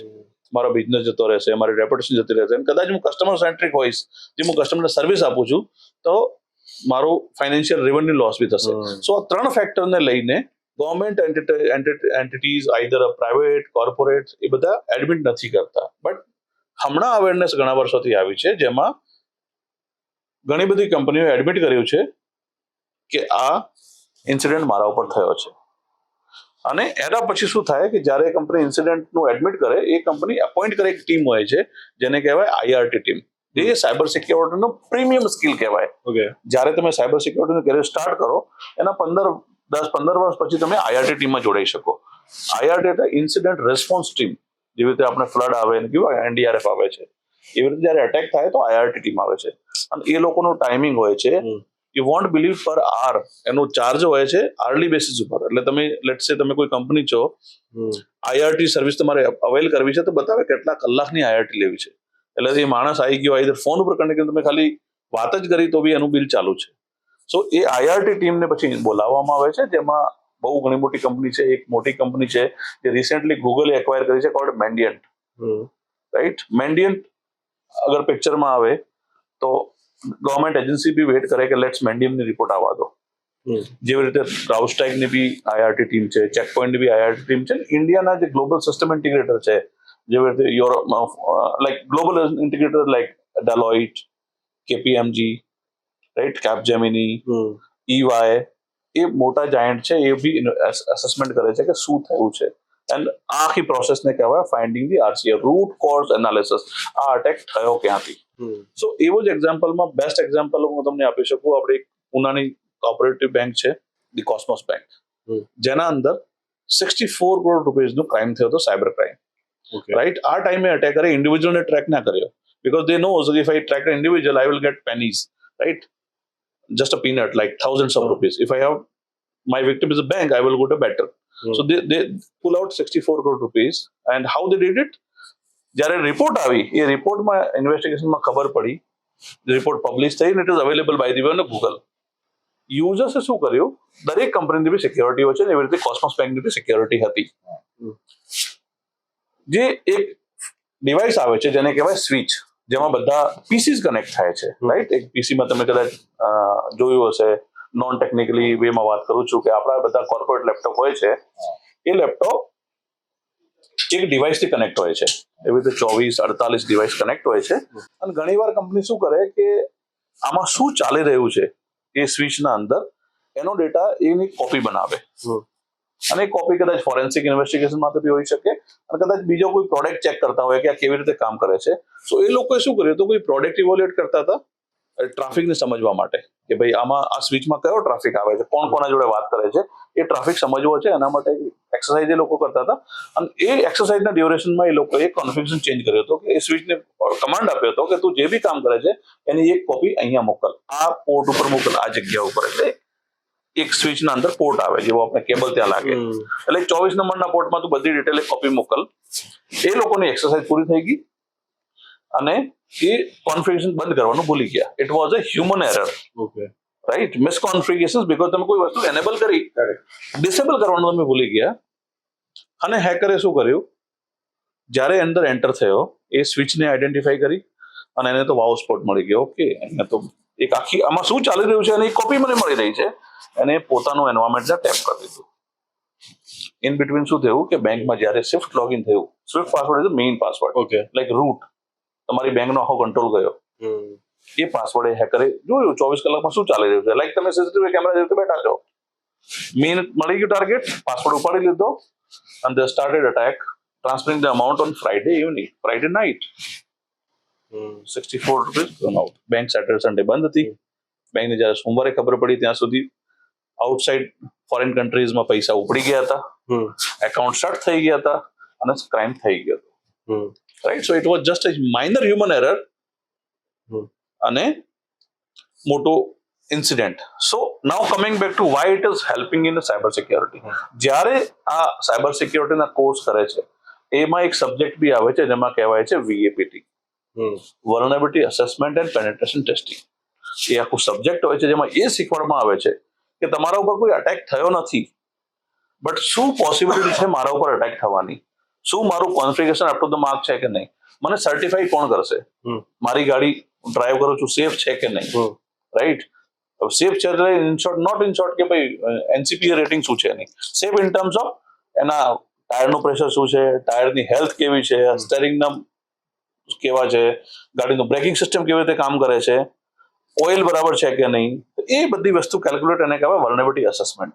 જેવું આપણે પેથોલોજીમાં આપણે રિપોર્ટ હોય છે. રાઈટ, આપણે જ્યારે ડોક્ટર પાસે જઈએ અને ડોક્ટરને કહીએ કે સર મને તકલીફ છે, તો ડોક્ટર ડાયરેક્ટ તમને ટ્રીટમેન્ટ નથી કરતો, એ તમને રિપોર્ટમાં મોકલે.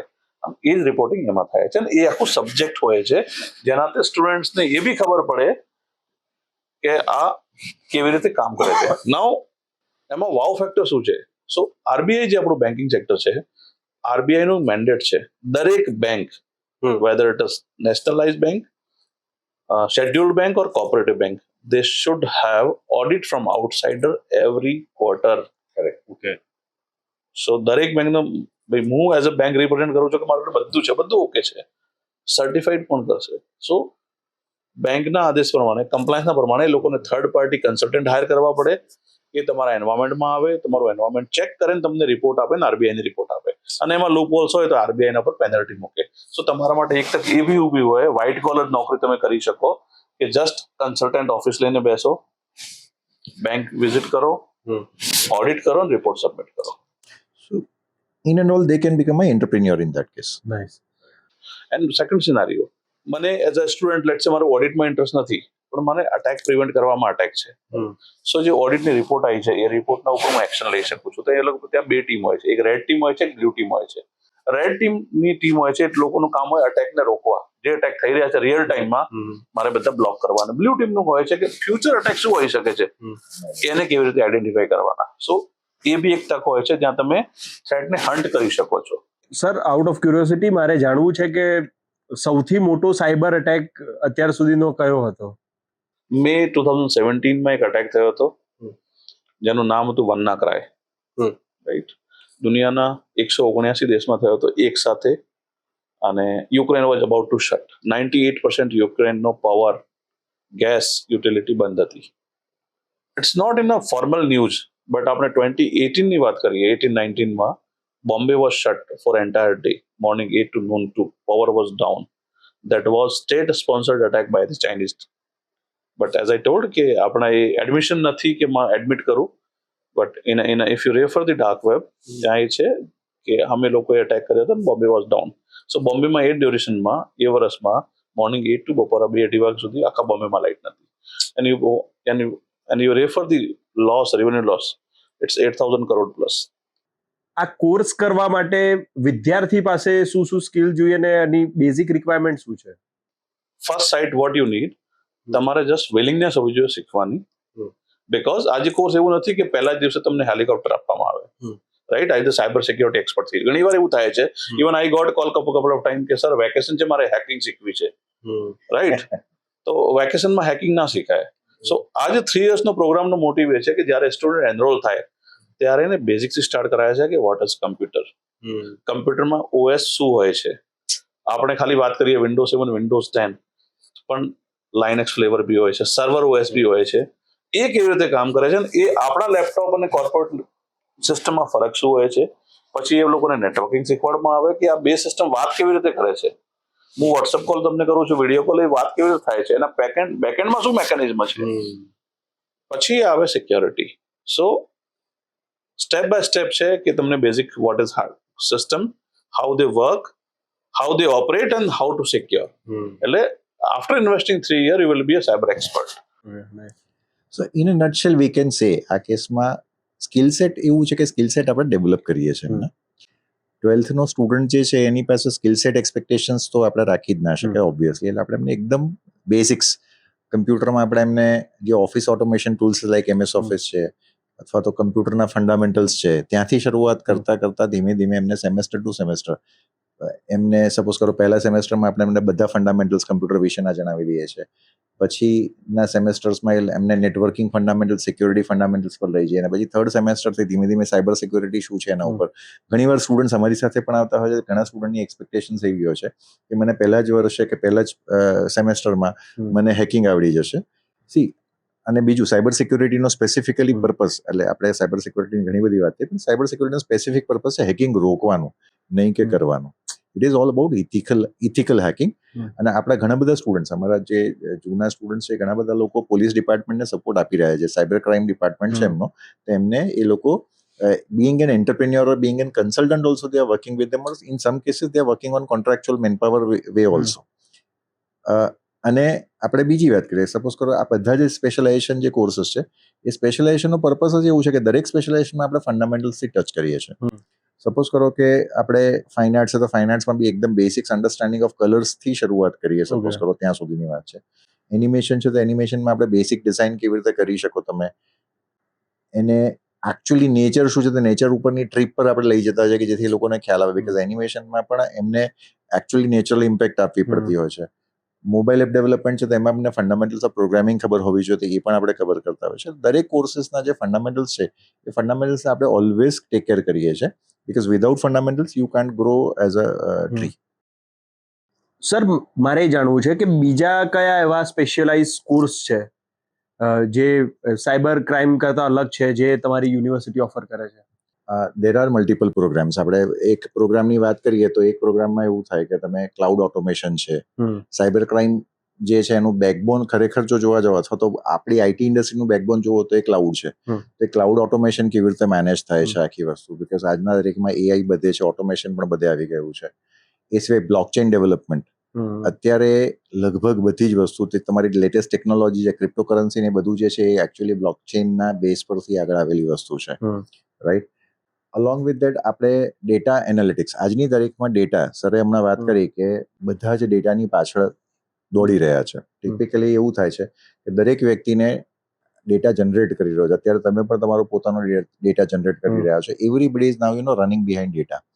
સો ડેટા એનાલિસિસ એ અત્યારે સૌથી મોટું પરિબળ થઈ રહ્યું છે. ચાહે ગવર્મેન્ટ તમે જુઓ કે ચાહે આપણે એક સ્પેસિફિક એક્ઝામ્પલ કોવિડની વાત કરીએ તો કોવિડમાં day to day data upload થતો હતો. કેટલા લોકો તમારા ઇન્ફેક્ટેડ છે, કેટલા લોકો ક્યોર થયા, કેટલા લોકો અત્યારે અંડર ઓબ્ઝર્વેશન છે. આ બધી જ વસ્તુ એની અંદર regular day to day dashboards create થયા હતા. જે ડેશબોર્ડ્સમાં ગ્રાફિકલ એનાલિસિસ પણ એમણે આપેલી હતી. તો આજે આ બધું કામ છે એ ડેટા એનાલિસિસ કરનારા લોકોનું કામ છે. ડેટા એનાલિસ્ટ જેને કહે છે, ડેટા એનાલિસ્ટ લોકો કરતા હોય છે. તો આપણી પાસે ડેટા એનાલિટિક્સની એવી સ્પેશિયલાઇઝેશન છે. આપણી પાસે આજની તારીખમાં તમે જુઓ કે everybody is using mobile phones, ચાહે એન્ડ્રોઈડનો ફોન છે કે તમારો એપલનો ફોન છે. તો આ બંને ઉપર there are an numbers of mobile applications. કેટલી એપ્લિકેશન્સ હું એવું કહેવા જઉં તો મારું તો ઓલવેઝ એવું રહેતું છે કે મોબાઈલ એપ્લિકેશન કેટલી હશે તો જેટલા આપણા આકાશમાં તારા જેટલી મોબાઈલ એપ્લિકેશન કદાચ હોઈ શકે, બરાબર? It is endless numbers. So mobile application development છે, વેબ એપ્લિકેશન ડેવલપમેન્ટ છે, આના પણ સ્પેશિયલાઇઝેશન આપણે કરાવીએ છીએ. ગેમ, આજે આપણે નોબડી ઇઝ હિયર કે જે લોકો ગેમ નહીં રમ્યા હોય અથવા નથી રમતા, રાઈટ? તો ગેમ ડેવલપમેન્ટ, ગેમ ડિઝાઇન કેવી રીતે કરવી, ગેમનું ડેવલપમેન્ટ કરવું, એ પણ આપણા કરિક્યુલમમાં આપણે કવર કરેલું છે. There is a specialization call game design and game development. So there are multiple specializations we are offering, અને આ બધા સ્પેશિયલાઇઝેશન્સ એવા છે કે જેની સાથે આપણે ફંડામેન્ટલ્સથી શરૂ કરીને જે લેટેસ્ટ ટેકનોલોજી અપગ્રેડેશન્સ છે એ આપણે એમાં કવર કરેલા છે. ક્યાં વાત. મને એવું લાગે છે કે મારું ગ્રેજ્યુએશન બહુ વહેલા થઈ ગયું. હવે કઈ ઓપોર્ચ્યુનિટી છે મારા લાયક? ગ્રેજ્યુએશન કર્યું છે તો પછી માસ્ટર્સ ઓબ્વિયસલી કરી શકો છો, Okay. બીકોઝ ગ્રેજ્યુએશન પછી ઘણા બધા સ્ટુડન્ટ જે લોકો સપોઝ કરો તમે બીકોમ કર્યું છે, બીએ કર્યું છે, બીએસસી કર્યું છે, ઇવન Okay. બીટેક પણ કરેલું છે, તો એમને હજી સ્પેશિયલાઇઝેશનમાં જવું છે, કારણ કે આ બધા ટ્રેડિશનલ સર્ટિફિકેશન કે ટ્રેડિશનલ ગ્રેજ્યુએશન પ્રોગ્રામ છે. એના પછી એમને સ્પેશિયલાઇઝેશન કરવું છે. સ્પેશિયલાઇઝેશન માટે આ જ બધા પ્રોગ્રામ જે Okay, છે એનું nice. આપણે એમએસસી આઈટીમાં પણ કરી રહ્યા છીએ, કે જેમાં સાયબર એક્સપર્ટ બની શકે, લોકો એનિમેશન એક્સપર્ટ બની શકે છે, લોકો ડેટા એનાલિટિક્સ કરી શકે છે. સો આપણી પાસે માસ્ટર્સ પ્રોગ્રામ પણ છે 2 વર્ષના, કે જેની અંદર તમારી જેમ ધારો કે તમને અત્યારે એવું થયું કે ભાઈ મારે થોડું વહેલા કર્યું, પણ અત્યારે મને ટેકનોલોજીની અંદર ક્યાંક કંઈક સર્ટિફિકેશન મળે તો આઈ કેન ટ્રાય ફોર, તો એમના માટે પણ એમએસસી છે આપણી પાસે. નાઇસ. સર તમે વાત કરી તો આમાં તો આ જે કોર્સીસ છે તો એમાં કોણ એનરોલ થઈ શકે? એટલે આમાં આ કોર્સ કરવા માટે તમારે સુપર ઇન્ટેલિજન્ટ હોવું કે આટલા પર્સન્ટેજ જોઈએ, એનું મને થોડું વિગતવાર અગર માહિતી મળે. Very good question. અને આ નોલેજ ઘણા બધા લોકોને નથી હોતું, એના કારણે પણ એ આના માટે અપ્રોચ નથી કરતા. આર્ટ ફિલ્ડ વાળા આ કોર્સ કરી શકે ખરા? કરી શકે. એમના માટે ટિપિકલી આમાં તમને થોડી એનાલિટિકલ સ્કિલ જોઈતી હોય છે. કોઈ પણ આઈટીની અંદર તમે જોવા જાઓ તો બેસિક રિક્વાયરમેન્ટ જે આપણી હોય છે એ એનાલિટિકલ સ્કિલ્સની હોય છે, બરાબર છે? સો તમારી પાસે એક તો એનાલિટિકલ સ્કિલ હોવી જરૂરી છે, બેસિક એનાલિટિકલ સ્કિલ્સ જોઈએ. બીજી વસ્તુ કેવી થતી હોય છે ધ્રુવભાઈ, કે આમાં આપણે ક્યારે પણ જે એન્ટ્રી પોઈન્ટ છે, એન્ટ્રી પોઈન્ટમાં આપણે એવું વિચારી શકીએ કે તમે સારી રીતે પાસ થયેલા હોવા જોઈએ, બીકોઝ આ છે ને એ 100% પ્રેક્ટિકલ ઓરિએન્ટેડ પ્રોગ્રામ છે ને, આગળ જઈને તમારે પણ ઇમ્પ્લિમેન્ટેશન્સ જ કરવાના હોય છે. આ બધી જ વસ્તુ એવી છે કે જે ટેકનિકલી તમારે કમ્પ્યુટર બેસીને ઇમ્પ્લિમેન્ટેશન કરવાના થશે. ક્યાંય બી એવી વસ્તુ નથી કે ના મારે કંઈક એવું કરવાનું છે કે જે વસ્તુ મને ખબર નથી, બરાબર છે? એટલે ઓલવેઝ આની અંદર આપણે એવો અપ્રોચ રાખતા હોઈએ છીએ કે એમને ઇન્ડસ્ટ્રીમાં જઈને જે પ્રેક્ટિકલ ઇમ્પ્લિમેન્ટેશન છે એના જ મોડ્યુલ્સને આપણે ડિલિવર કરતા હોઈએ છીએ. એટલે સ્કિલ ડેવલપમેન્ટ તમારું આખે આખું અહીંયાથી થાય છે. સો તમે એક બેસિક તમારો એટીટ્યુડ એવો છે કે ના મારે લર્નિંગ કરવું છે અને મારે કામ કરવું છે, બીકોઝ આની અંદર સાહેબે કીધું હમણાં કે શરૂઆતની જે જોબ્સ છે આપણા સારા મેટ્રો સિટીઝમાં તો 8 લાખથી શરૂ કરીને તમને 15 લાખ સુધીની જોબ્સ મળતી હોય છે, અને એની સાથે સાથે તમે 4-5 વર્ષે કદાચ 50 લાખના પેકેજ સુધી બી પહોંચી જાઓ છો. પણ એ દરેક સ્ટુડન્ટ ત્યાં સુધી પહોંચે છે એવું જરૂરી બી નથી હોતું, બરોબર છે? એટલે આપણો પર્સપેક્ટિવ એવો છે કે આપણે અહીંયા એમને સ્ટુડન્ટ્સને એજ્યુકેશન કરીએ, એજ્યુકેશન પછી કેમ્પસ પ્લેસમેન્ટમાં, કેમ્પસમાં પણ આપણે સારામાં સારી કંપનીઝ આપણા ત્યાં આવતી હોય છે અને સ્ટુડન્ટ્સ આપણે ત્યાંથી રિક્રુટ કરતી હોય છે. સેમ વસ્તુ માસ્ટર્સ માટે પણ કોઈ પણ ગ્રેજ્યુએટ સ્ટુડન્ટ હોય એ આપણા ત્યાં રજીસ્ટર કરી શકે. હા, કોઈક પ્રોગ્રામ લાઈક ડેટા એનાલિટિક્સ છે તેમાં તમારે થોડુંક સ્ટેટિસ્ટિક્સ કે મેથેમેટિક્સનું નોલેજ હોવું જરૂરી છે. બાકી બધા પ્રોગ્રામ એવા છે કે જેમાં સાયન્સ છે, કોમર્સ છે, આર્ટ્સ છે, એટલે જનરલ સ્ટ્રીમના સ્ટુડન્ટ છે, બધા સ્ટુડન્ટ્સ આપણો પ્રોગ્રામ કરી શકે છે. સર મેં એવું સાંભળ્યું છે કે બીજી બધી કોલેજીસમાં પણ સાયબર સિક્યુરિટી, ડેટા એનાલિટિક્સ ના કોર્सेस હોય છે, પણ એ ઓપ્શનલ જેવું હોય છે.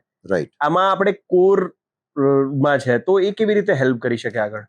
આ છે ને એ બહુ સારી વસ્તુ છે. ઇલેક્ટિવ્સ કરીને એક એનઈપી પ્રમાણે પણ એક ઓપ્શન અવેલેબલ છે, અને દરેક વ્યક્તિ કેવું છે કે ઇલેક્ટિવ્સ તરીકે સાયબર સિક્યુરિટીના અથવા તો ક્લાઉડના અથવા તો મોબાઈલના, મતલબ વેબ ડેવલપમેન્ટ અથવા તો સોફ્ટવેર ડેવલપમેન્ટના પ્રોગ્રામ્સ ક્યાંક ને ક્યાંક એ લોકો ઇન્ક્લુડ કરતા હોય છે. વોટ વી અન્ડરસ્ટેન્ડ કે એની અંદર આજે તકલીફ એવી થતી હોય છે કે તમે એમાં મિનિમમ 1 કે 2 મોડ્યુલ્સ તમારા ઇલેક્ટિવ્સમાં તમને મળે છે, જ્યારે આપણો આ પ્રોગ્રામ છે ઇન્ટેન્સિવ પ્રોગ્રામ છે. સમજો કે 3 વર્ષ સુધી તમે એક્સક્લુઝિવલી સાયબર સિક્યુરિટીને રિલેટેડ ટેકનોલોજી, અથવા એનિમેશન છે તો એનિમેશનને રિલેટેડ ટેકનોલોજીસ જ કરો છો તમે. ડેટા એનાલિટિક્સ છે તો it is purely focusing upon the data analytics. પછી એની અંદર સાયબર સેકનું એકાદું મોડ્યુલ તમારી પાસે હોઈ શકે, because you have to understand what are the threats, what are the rights you have, cyber ક્રાઇમની પોસિબિલિટી શું છે, એવા ફંડામેન્ટલ્સના 1 કે 2 ટોપિક તમારા હોઈ શકે. અથવા તો એનિમેશન છે તો એનિમેશનમાં એ બધાની કાંઈ જરૂર નથી. એની અંદર તમારી ક્રિએટિવિટી તમે કેવી રીતે બહાર લાવી શકો, એના ટૂલ્સ કેવી રીતે યુઝ કરી શકો છો તમે. આપણે ડેટા એનાલિટિક્સ છે તો એમાં એના કયા ટૂલ્સ યુઝ કરીને બેસ્ટ તમે ડેશબોર્ડ કેવી રીતે બનાવી શકો, બેસ્ટ ઇનસાઇટ એટલે કે જે તમારી ઇન્ફોર્મેશન ક્રિએટ તમે કેવી રીતે કરી શકો છો. સો આપણો પ્રાઇમરી પર્પઝ જે હોય છે ને, પ્રાઇમરી પર્પઝ એવો હોય છે કે આપણે જે દરેક સ્પેશિયલાઇઝેશન છે એની અંદર એક સારામાં સારા ઓલ પોસિબલ પ્રોગ્રામ્સ અથવા ઓલ પોસિબલ મોડ્યુલ્સ છે એને આપણે કવર કરીએ.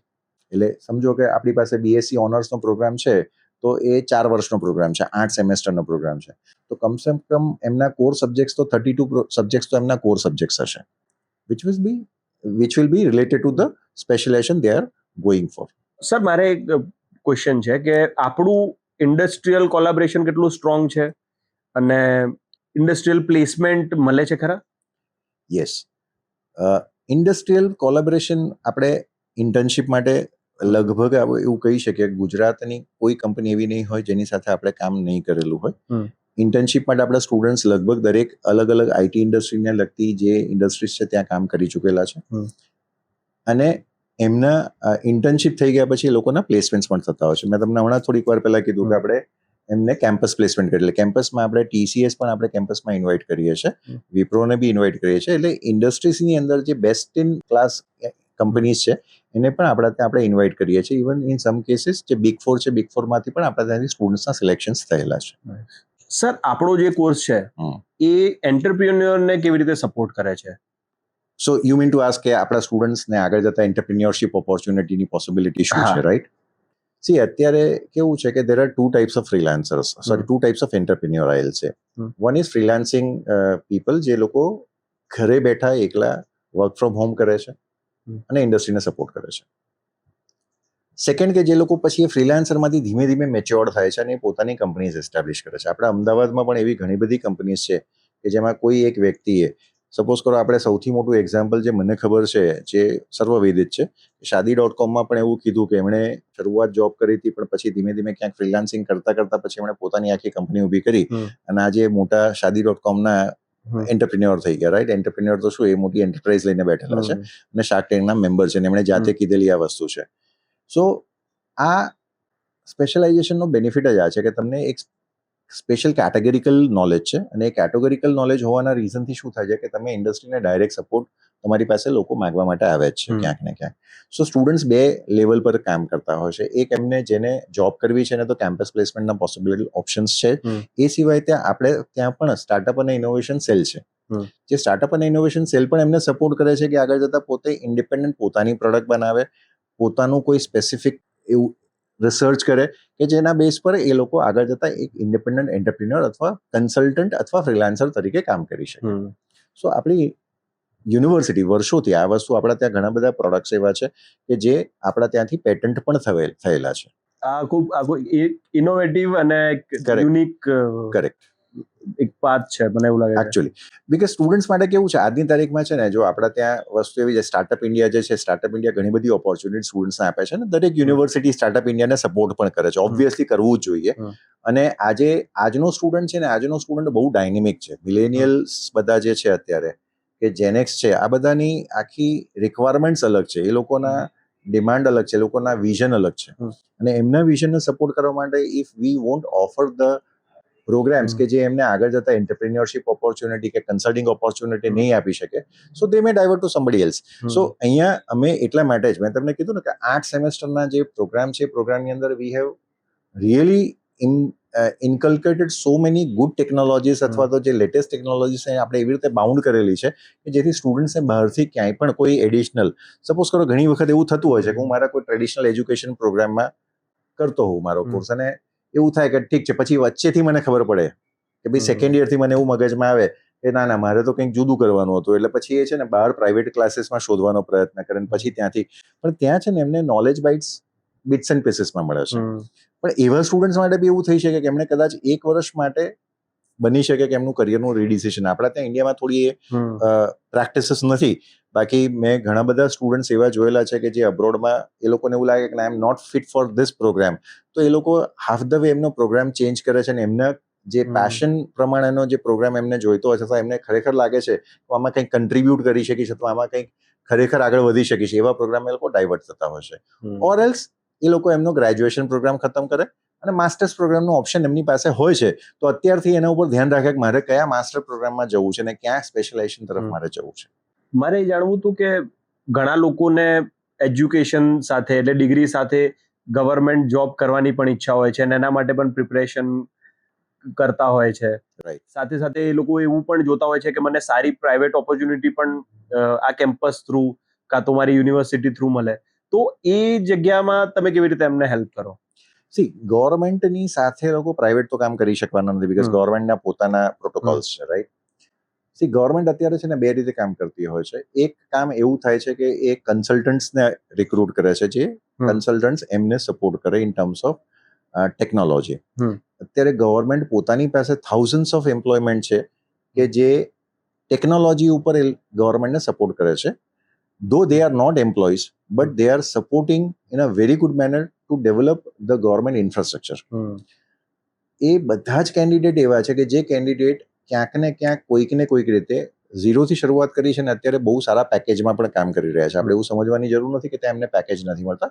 પેકેજ પણ બહુ જ સારા એમને મળી રહ્યા છે. સો ગવર્મેન્ટમાં મેં તમને આગળ કહ્યું હતું કે ગવર્મેન્ટમાં જો યુપીએસસી જીપીએસસી કરીને કરવું છે ને સ્પેશિયલાઇઝેશન સાથે જાય તો ઓબ્વિયસલી એને કટિંગ એજ એડવાન્ટેજ મળે છે. અને કથરોટ કોમ્પિટિશનમાં ત્યાં પણ એમને એવું લાગે કે ના એક ઇન્ડિપેન્ડન્ટ કન્સલ્ટન્ટ ટાઈપના વ્યક્તિ છે. અને પ્રાઇવેટ માટે તો 100% આપણી પાસે કેમ્પસ પ્લેસમેન્ટની ઓપોર્ચ્યુનિટી અવેલેબલ છે કે જેમાં એ લોકો લિટરલી સારામાં સારી કંપનીને ઓપ્ટ કરી શકે. ઓબ્વિયસલી એના માટે એમને પોતાની જાતને રિપ્રેઝેન્ટ કરવા પડશે because ultimately companies are here to take them on role, right? So એમાંથી જે કેન્ડિડેટ્સનો ઇન્ટરેસ્ટ હશે એ પ્રમાણે એમને પછી એ લોકો સિલેક્ટ કરતા હશે.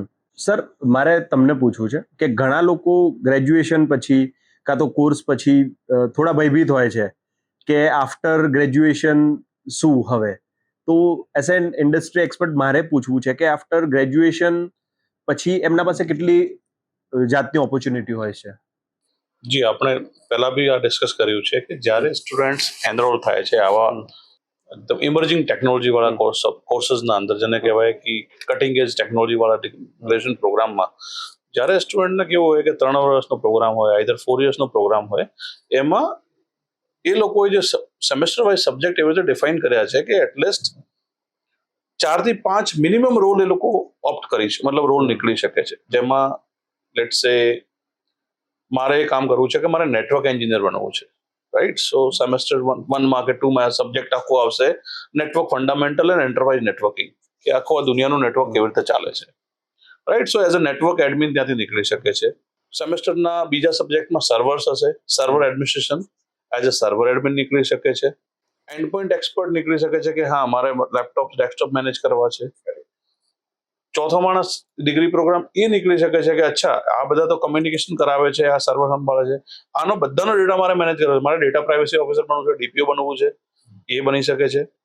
પાંચમું સ્કિલ સેટ એ એના ઉપર ડેવલપ થાય કે કેટલા ઇન્સિડન્ટ મારા ઉપર થઈ રહ્યા છે, કે પોસિબિલિટી ઓફ ઇન્સિડન્ટ મારા ઉપર શું છે, બ્લુ ટીમ. કેમ કે અલગ અલગ સ્કિલ છે. એકનું કામ એન્ડ પોઈન્ટ મેનેજ કરવું, એકનું નેટવર્ક, એકનું સર્વર, એકનું કામ ડેટાનો સિક્યોર કરવો છે. તો એક બીજી સ્કિલ એના જોડે એ થઈ ગઈ કે શું પોસિબિલિટીઝ અટેકની છે. સો એ થઈ ગયું સિક્યોરિટી એનાલિટિક્સ, રાઈટ? એનાલિસિસ થઈ ગયું. અને છઠ્ઠું સ્કિલ સેટ એ ડેવલપ કરે છે જે આઈઆઈટી ટીમમાં જોડાઈ શકે છે. ઇન્સિડન્ટ રિસ્પોન્સ કેવી રીતે કરવાનો, કે આ અટેક થઈ ગયો, હવે બધું હતું આપણા જોડે પણ અટેક થઈ ગયું, તો એને કેવી રીતે ઓછા સમયમાં વધારે ડિસ્ટર્બ ના કરે અને અમને એક્ઝિટ કરવું. લાઈક આઈધર મારા જોડે પ્લાન બી શું છે, મારો ડેટા બીજો જગ્યાએ ક્યાં છે. So start from the end point administration to network to the top security level, એના જોડે બધી સ્કિલ સેટ હશે એટલે 5 to 6 ડિફરન્ટ જોબ્સની ઓપ્ટ કરી શકે છે. સો એવું નથી કે સાયબર સિક્યોરિટીના ડિગ્રી પ્રોગ્રામ પછી એના જોડે હોય કે મારા જોડે એક જ ઓપોર્ચ્યુનિટી છે. જે જગ્યા એને લાગે કે yes this is the best fitment for me, he can opt it up. So 5 to 6 different job, અને આ જસ્ટ L1 છે. દેન પછી એમાં મેનેજરલ સ્કિલ આવે છે, જેમાં એ લોકો CIO, CISO અને ઘણી બધી સારી પોઝિશન પર જાય છે, વાઇસ પ્રેસિડેન્ટ લેવલ સુધી બી જઈ શકે છે. મારે જાણવું છે કે સ્ટુડન્ટ કલ્ચર આપણા યુનિવર્સિટીનું કેવું છે? એના માટે હું આપને ચોક્કસથી યુનિવર્સિટીમાં એક વખત વિઝિટ કરવાનું કહીશ, એટલે આપ એને રિયલી ફીલ કરી શકો. પણ it is an obvious thing સાહેબ કે આપણી યુનિવર્સિટી જે છે એ યુનિવર્સિટીની અંદર ઇન્ટરનેશનલ સ્ટુડન્ટ્સ પણ અત્યારે આપણે ઇન્વાઇટ કરેલા છે. લગભગ 20+ ઇન્ટરનેશનલ સ્ટુડન્ટ્સ આપણા ત્યાં સ્ટડી કરી રહ્યા છે. So we have a kind of છે ને યુનિવર્સિટીમાં ક્રોસ કલ્ચર જે એક અન્ડરસ્ટેન્ડિંગ હોય, બિકોઝ યુનિવર્સિટીનો એક રોલ છે એકેડેમિક્સ અને બીજો રોલ છે એમનું ઘડતર કરવું, જે સામાજિક ઘડતર પણ તમે કહી શકો. સામાજિક ઘડતરમાં દરેક અલગ અલગ કલ્ચરની અન્ડરસ્ટેન્ડિંગ હોવી જરૂરી છે. સો આપણી યુનિવર્સિટીમાં ગુજરાતના બેસિક તો 100% ગુજરાતના સ્ટુડન્ટ્સ છે, એ સિવાય ગુજરાતની બહારથી પણ સ્ટુડન્ટ્સ આપણા ત્યાં ભણવા માટે આવે છે, અને દેશની બહારથી પણ સ્ટુડન્ટ્સ ભણવા માટે આવે છે. દરેક સ્ટુડન્ટ્સને અલગ અલગ કલ્ચરનો અનુભવ, અન્ડરસ્ટેન્ડિંગ, એ લોકોની રીતભાત, આ બધી વસ્તુ ચોક્કસથી સમજવા મળે છે. એ સિવાય યુનિવર્સિટીની અંદર extra curricular activities like sports છે, મ્યુઝિકલ ઇવેન્ટ્સ છે, કે there are lot of other events which we have really designed and defined from inception. આપણે એને અપગ્રેડ કરતા રહ્યા છીએ.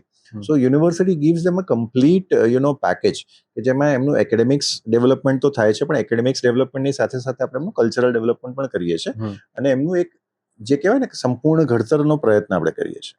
મારે જાણવું છે કે બીજી કઈ એક્સ્ટ્રા કરિક્યુલર એક્ટિવિટીઝ સ્ટડીઝના સાથે થતી હોય છે, જેમ કે ઇવેન્ટ્સ કે એવું કઈ? હા, એના માટે હું તમને કહું કે જેમ કે અમારે જઝબા કરીને એક ઇવેન્ટ છે કે જે મ્યુઝિકલ શો છે, જેમાં આપણે સારામાં સારા કલાકારને ઇન્વાઇટ કરીએ છીએ ને પ્લસ એમાં સ્ટુડન્ટ્સ ને ફેશન શો છે કે એ મિસ્ટર ગાંધીનગર, મિસ ગાંધીનગર આ પ્રકારના આપણે શો આપતા હોઈએ છીએ. એ સિવાયમાં સ્પોર્ટ્સ ઇવેન્ટમાં ધારો કે આપણે ક્રિકેટ ટુર્નામેન્ટ છે કે ચેસ ટુર્નામેન્ટ છે કે આ બધી આપણે કરાવતા હોઈએ છીએ. સપોઝ કરો રાત્રિ બિફોર નવરાત્રી, આપણે નવરાત્રીના પહેલા એક દિવસ અમે લોકો નવરાત્રીને એન્જોય કરીએ છીએ.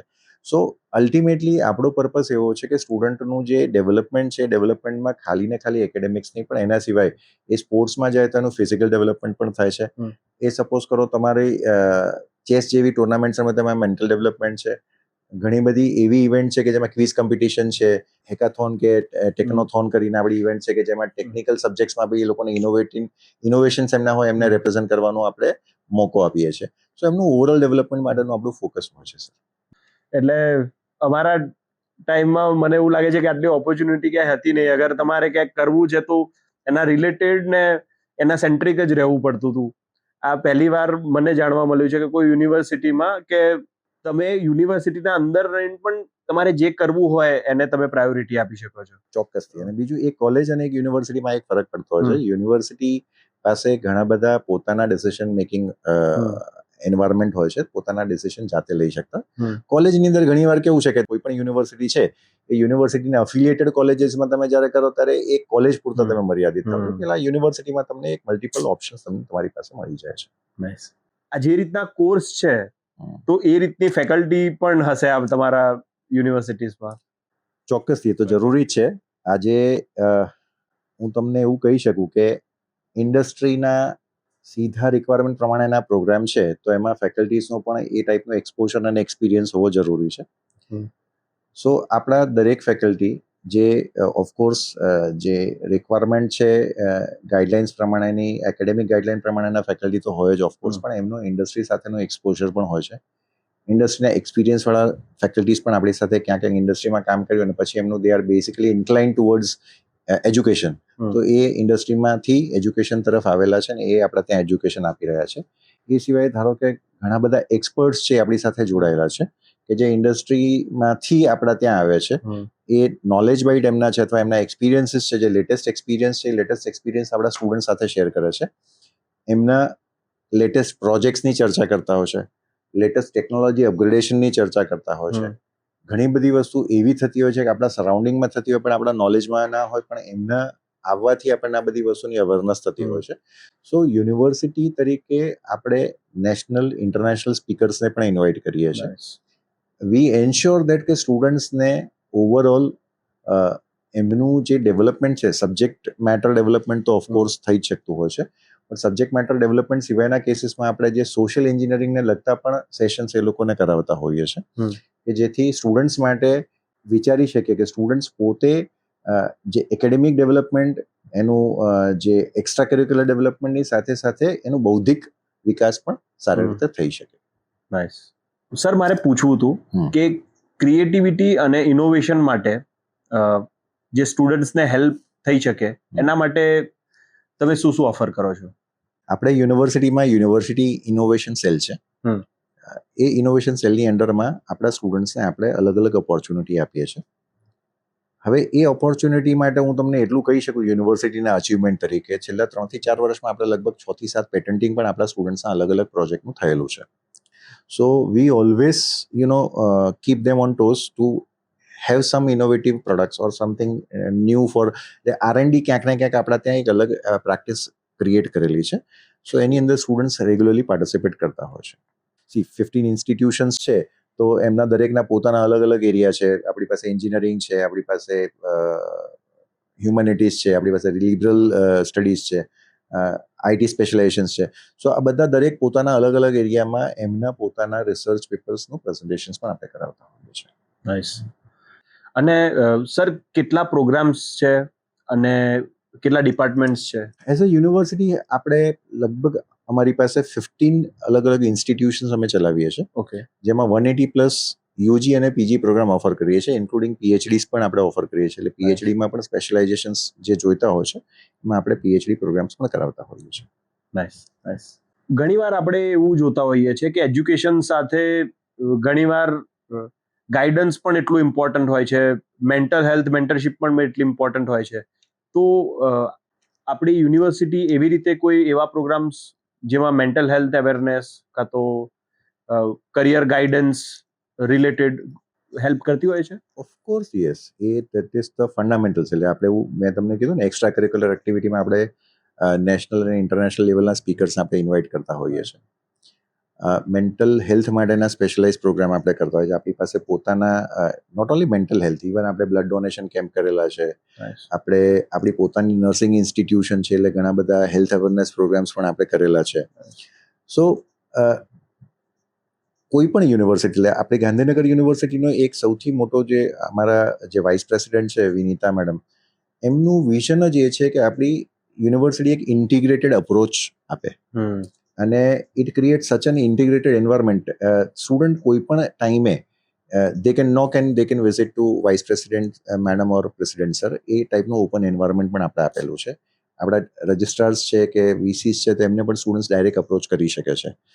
સો ક્યાંય પણ પ્રેશર ફ્રી એન્વાયરમેન્ટ જે છે, પ્રેશર ફ્રી એન્વાયરમેન્ટ તો રહી શકે જ્યારે યુનિવર્સિટી ઓથોરિટીઝને ગમે ત્યારે સ્ટુડન્ટ્સ એમના ઇશ્યુઝ માટે કનેક્ટ કરી શકે અને એના સોલ્યુશન્સ લઈ શકે. So we have our, honorable president sir and vice president madam have created such a good environment કે કોઈ પણ સ્ટુડન્ટ એ નોટ ઓનલી ટિલ એચઓડી પણ એમને જ્યારે જરૂર લાગે ત્યારે જે પણ લેવલના ઓથોરિટીઝ છે એમની સાથે જઈને એમનો પ્રોબ્લેમ શેર કરે અને એના સોલ્યુશન્સ એમને મળતા હોય છે. એટલે we don't really create any pressurise environment. આપણા ત્યાં જો તમે આવશો તો કેન્ટીનની અંદર પણ સ્ટુડન્ટ્સ એમની ઘણી બધી ક્રિએટિવ એક્ટિવિટી કરતા હોય છે કે જે નોટ ઓનલી ઓન કરિક્યુલમ પણ they create friends and groups and they really do a real nice jobs. મને એવું લાગે છે કે એક ચોપડીનું જ્ઞાન ખાલી એક માત્ર સોલ્યુશન નથી, ઓફકોર્સ એક ઓવરઓલ ડેવલપમેન્ટ યુનિવર્સિટીમાં કાં તો કોલેજમાં મળવું જોઈએ. 100% મળવું જોઈએ. હું પણ એવું માનું છું કે એક સારા સિટીઝનનું ડેવલપમેન્ટ થવું હોય તો એની સૌથી સારામાં સારી જે સ્પેસ છે that is college or university area છે, અથવા સ્કૂલથી શરૂ થાય છે ડેવલપમેન્ટ અને કોલેજ યુનિવર્સિટીમાં જે રિયલ ટાઈમ એમને અપ્રોચ મળે છે કે કયા પ્રકારના લોકો, દરેક અલગ અલગ પ્રકારના એમને ફ્રેન્ડ્સ મળે છે, અલગ અલગ કલ્ચરના ફ્રેન્ડ્સ મળે છે, અલગ અલગ લોકાલિટીઝના ફ્રેન્ડ્સ મળે છે. એટલે એમનું જે ઓવરઓલ ડેવલપમેન્ટ છે એ એમનું પર્સપેક્ટિવ એ લોકો સાથે મળીને બિલકુલ એમનો ચેન્જ થાય છે towards life. Global career opportunity માટે યુનિવર્સિટી કેવી રીતે સ્ટુડન્ટોને તૈયાર કરે છે? Very good question. I appreciate this question because at the end students અત્યારે આપણા નેશનલ ઓપોર્ચ્યુનિટીઝ કે લોકલ ઓપોર્ચ્યુનિટીઝ અમને મળે છે, પણ ગ્લોબલ ઓપોર્ચ્યુનિટીઝ એમની સુધી કેવી રીતે આવે અથવા ગ્લોબલ ઓપોર્ચ્યુનિટીમાંથી રેડી કેવી રીતે થાય? See there are so many international certifications. ઘણા બધા ઇન્ટરનેશનલ રેકોગ્નાઇઝડ સર્ટિફિકેશન્સ છે, જે સર્ટિફિકેશન્સ એ બાઉન્ડરી લેસ છે. એટલે તમે ઇન્ડિયામાંથી ઓસ્ટ્રેલિયા જાઓ છો કે યુકે જાઓ છો કે યુએસએ જાઓ છો કે એની ડેમ કન્ટ્રી, તો ત્યાં એની વેલિડિટી હોવી જોઈએ. ઘણી બધી ઇન્ટરનેશનલ ઓર્ગેનાઇઝેશન છે, લાઈક મેં તમને કીધું IEEE છે, તો IEEE એક એવી ઓર્ગેનાઇઝેશન છે જે લગભગ દુનિયાના દરેક દેશ સાથે એસોસિએટેડ છે અને ટેકનોલોજીકલી દરેકને ક્યાંક ને ક્યાંક એક યા બીજી રીતે સપોર્ટ કરી રહી છે in terms of curriculum development, in terms of education delivery. So એ સિવાય સપોઝ માઇક્રોસોફ્ટ છે, રેડ હેટ છે કે એવી જે પણ પ્રીમિયમ ઓર પ્રિન્સિપલ કંપનીઝ છે કે જે લોકોના સર્ટિફિકેશન પ્રોગ્રામ્સ છે એ સર્ટિફિકેશન પ્રોગ્રામ્સ કવર પણ કરેલા છે ને આપણે એમને પણ ઇન્વાઇટ કરીએ છીએ. સપોઝ કરો અમારી પાસે ઘણા ઇન્ટરનેશનલ કંપનીઝના એક્સેલન્સ સેન્ટર્સ છે કે જ્યાં સ્ટુડન્ટ્સ એ લોકોના કરિક્યુલમની સ્ટડી કરે છે અને એ કરિક્યુલમના બેઝ પર ગ્લોબલ સર્ટિફિકેશન્સ એમના જાતે અચીવ કરે છે. And this global certification obviously create a global opportunity for them. Nice. Sir, university જે ગ્લોબલ ટ્રેન્ડ્સ જે ફટાફટ બદલાઈ રહ્યા છે એના સાથે કેવી રીતે અપડેટ રહે છે? યુનિવર્સિટીમાં એજ્યુકેશન ડિલિવરી માટે અમારી જે ટીમ છે એ ટીમને અપડેટ રહેવું જરૂરી છે. બિકોઝ સ્ટુડન્ટ્સ અને યુનિવર્સિટી કોણ છે? તો university is a team of, I can say it is team of members કે જે લોકો સ્ટુડન્ટને મેનેજ કરે છે, ડિલિવર કરે છે. હવે જ્યારે અમે ઇન્ટરનેશનલ સ્ટુડન્ટ્સને પણ અહીંયા ઇન્વાઇટ કરીએ છીએ તો એ કેસમાં ઇટ ઇઝ ઓફકોર્સ કે ઇન્ટરનેશનલ સ્ટુડન્ટ્સ એમનું પણ કંઈક નોલેજ લઈને અહીંયા આવવાના છે, because they might have approach lot of different country અને એના પછી એમણે ઇન્ડિયાની અંદર એજ્યુકેશન માટેનો અપ્રોચ કરેલું છે.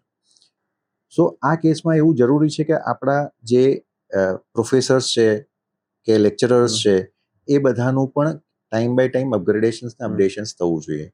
સો યુનિવર્સિટી જે આપણું એઆઈ એનેબલ્ડ કેમ્પસ છે એમાં ઘણા બધા મોડ્યુલ્સ આપણે અત્યારે ડેવલપ થઈ રહ્યા છે.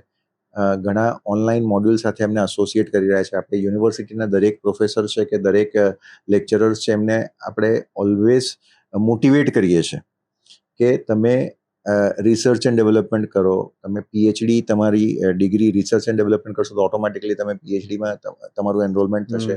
તમે પીએચડી કરશો એટલે તમે એક ગ્લોબલ પ્લેટફોર્મ સાથે કનેક્ટ થશો. જે રિસર્ચનું આખું પ્લેટફોર્મ છે એના સાથે તમે કનેક્ટ થશો. તમને એક ગ્લોબલ ઓપોર્ચ્યુનિટીઝ મળશે in terms of gathering knowledge, right? Plus IEEE નું પોતાનું એક આખું પ્લેટફોર્મ છે કે જેના પરથી મળી શકે છે. બીજા બધા પ્રિન્સિપલ કંપનીના પોતાના પ્લેટફોર્મ છે જે ઘણી બધી વસ્તુ સામેથી લોકો free of cost faculty development program માટે આપતા હોય છે. There are continuous faculty development program in university કે જે આપણા ફેકલ્ટીઝ છે એમને પણ ટાઈમ બાય ટાઈમ જે ઇન્ડસ્ટ્રી અપગ્રેડેશન થાય છે એની સાથે એમનું અપગ્રેડેશન થાય. So we have industry connect too, એટલે ઇન્ડસ્ટ્રી કનેક્ટની સાથે પણ એમને ઇન્ડસ્ટ્રી કનેક્ટ પ્રોગ્રામ થતા હોય છે. ત્યાં પણ ઘણા બધા થોટ એક્સચેન્જ થતા હોય છે. Because ultimately it is exchange of information, right? કે ઇન્ડસ્ટ્રીની જે ડિમાન્ડ છે અને એકેડેમિક્સ એટલે જે નોર્મલી આપણે કોઈ પણ પ્રોગ્રામની અંદર એક બેસિક ઇશ્યુ હતો કે there is a gap between academia and industry. So to minimize that gap, always we have to be with industry. એમની સાથે associations હોવા જોઈએ, alliance હોવા જોઈએ, so that our faculty can also get updated અને students automatically જે આ gap છે એને મિનિમાઇઝ કરવા માટે આપણે બેસ્ટ ડિલિવરી આપી શકીએ. સર, એજ્યુકેશન સાથે ઇન્ફ્રાસ્ટ્રક્ચર પણ બહુ ઇમ્પોર્ટન્ટ છે. તો આપણા યુનિવર્સિટીનું ઇન્ફ્રાસ્ટ્રક્ચર કેવી રીતનું છે અને વિદ્યાર્થીઓને કેવી રીતે હેલ્પફુલ થાય છે? આપણે જ્યારથી એજ્યુકેશનમાં એન્ટ્રી લીધેલી છે ત્યારથી અમારા જે ઓનરેબલ પ્રેસિડેન્ટ સાહેબ છે એ પછી અમારા જે વાઇસ પ્રેસિડેન્ટ મેડમ છે એમનું વિઝન બહુ ક્લિયર છે. સ્ટુડન્ટ્સને ક્યાંય પણ કોઈ પણ જગ્યાએ ફેસિલિટી લઈને આપણે કંઈ નેગોશિએટ નહીં કરવું. સો તમને જાણીને આનંદ થશે કે પહેલી વસ્તુ કે યુનિવર્સિટીનું કેમ્પસ એ sort of centralise AC campus છે. So every classroom, every lab is completely covered and under AC. એટલે સ્ટુડન્ટને જ્યારે એજ્યુકેશન લે છે ત્યારે એમનું કમ્ફર્ટ ઝોન ક્યાંય મિનિમાઇઝ નથી થતું.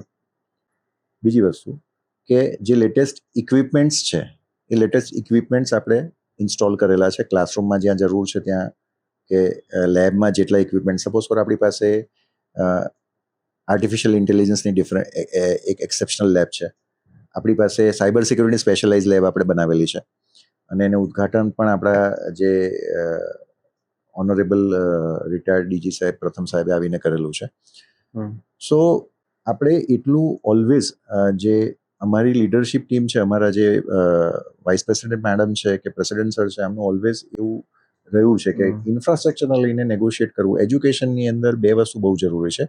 એક આપણા જે લેક્ચરર્સ કે પ્રોફેસર એટલે એકેડેમિક ટીમ જરૂરી છે અને બીજી વસ્તુ એને સપોર્ટના ઇન્ફ્રાસ્ટ્રક્ચરની જરૂર છે. આ બંને વસ્તુ થાય તો એકેડેમિક્સમાં જે રિઝલ્ટ અચીવ કરવા હોય એ આપણે બિલકુલથી કરી શકીએ.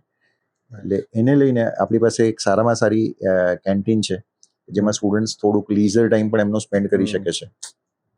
સર, મારે પૂછવું હતું કે બધા વિદ્યાર્થીઓનું પાર્ટિસિપેશન અને ઇન્વોલ્વમેન્ટ રહે અને એમને નેતૃત્વ મળે એના માટે તમે ખાસ કયું આયોજન કરતા હો છો?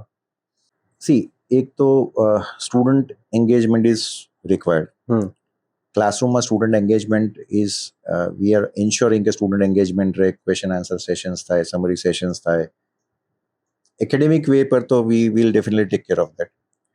જ્યાં સુધી લીડરશિપની વાત છે અથવા તો એમનું પાર્ટિસિપેશનની વાત છે, ટીમ પ્લેયર તરીકેની ભાવના ગણો, ટીમ લીડર તરીકેની ભાવના કરો, એ કેવી રીતે ડેવલપ થઈ શકે એમનામાં, તો આપણી દરેક અલગ અલગ એક્સ્ટ્રા કરિક્યુલર એક્ટિવિટીઝ છે જે એક્સ્ટ્રા કરિક્યુલર એક્ટિવિટી માટે આપણે અલગ અલગ કમિટીઝ બનાવેલી છે. તો એ કમિટીઝના ટીમ મેમ્બર્સ બી છે, એ કમિટીઝમાં ટીમ લીડર્સ બી છે અને એમના જોબ રોટેશન્સ બી થતા હોય છે. સો દરેક સ્ટુડન્ટને ક્યાંક ક્યાંક એક ટીમ પ્લેયર તરીકેનો એક્સપિરિયન્સ શું હોવો જોઈએ, એક ટીમ લીડર તરીકેનો એક્સપિરિયન્સ શું હોવો જોઈએ.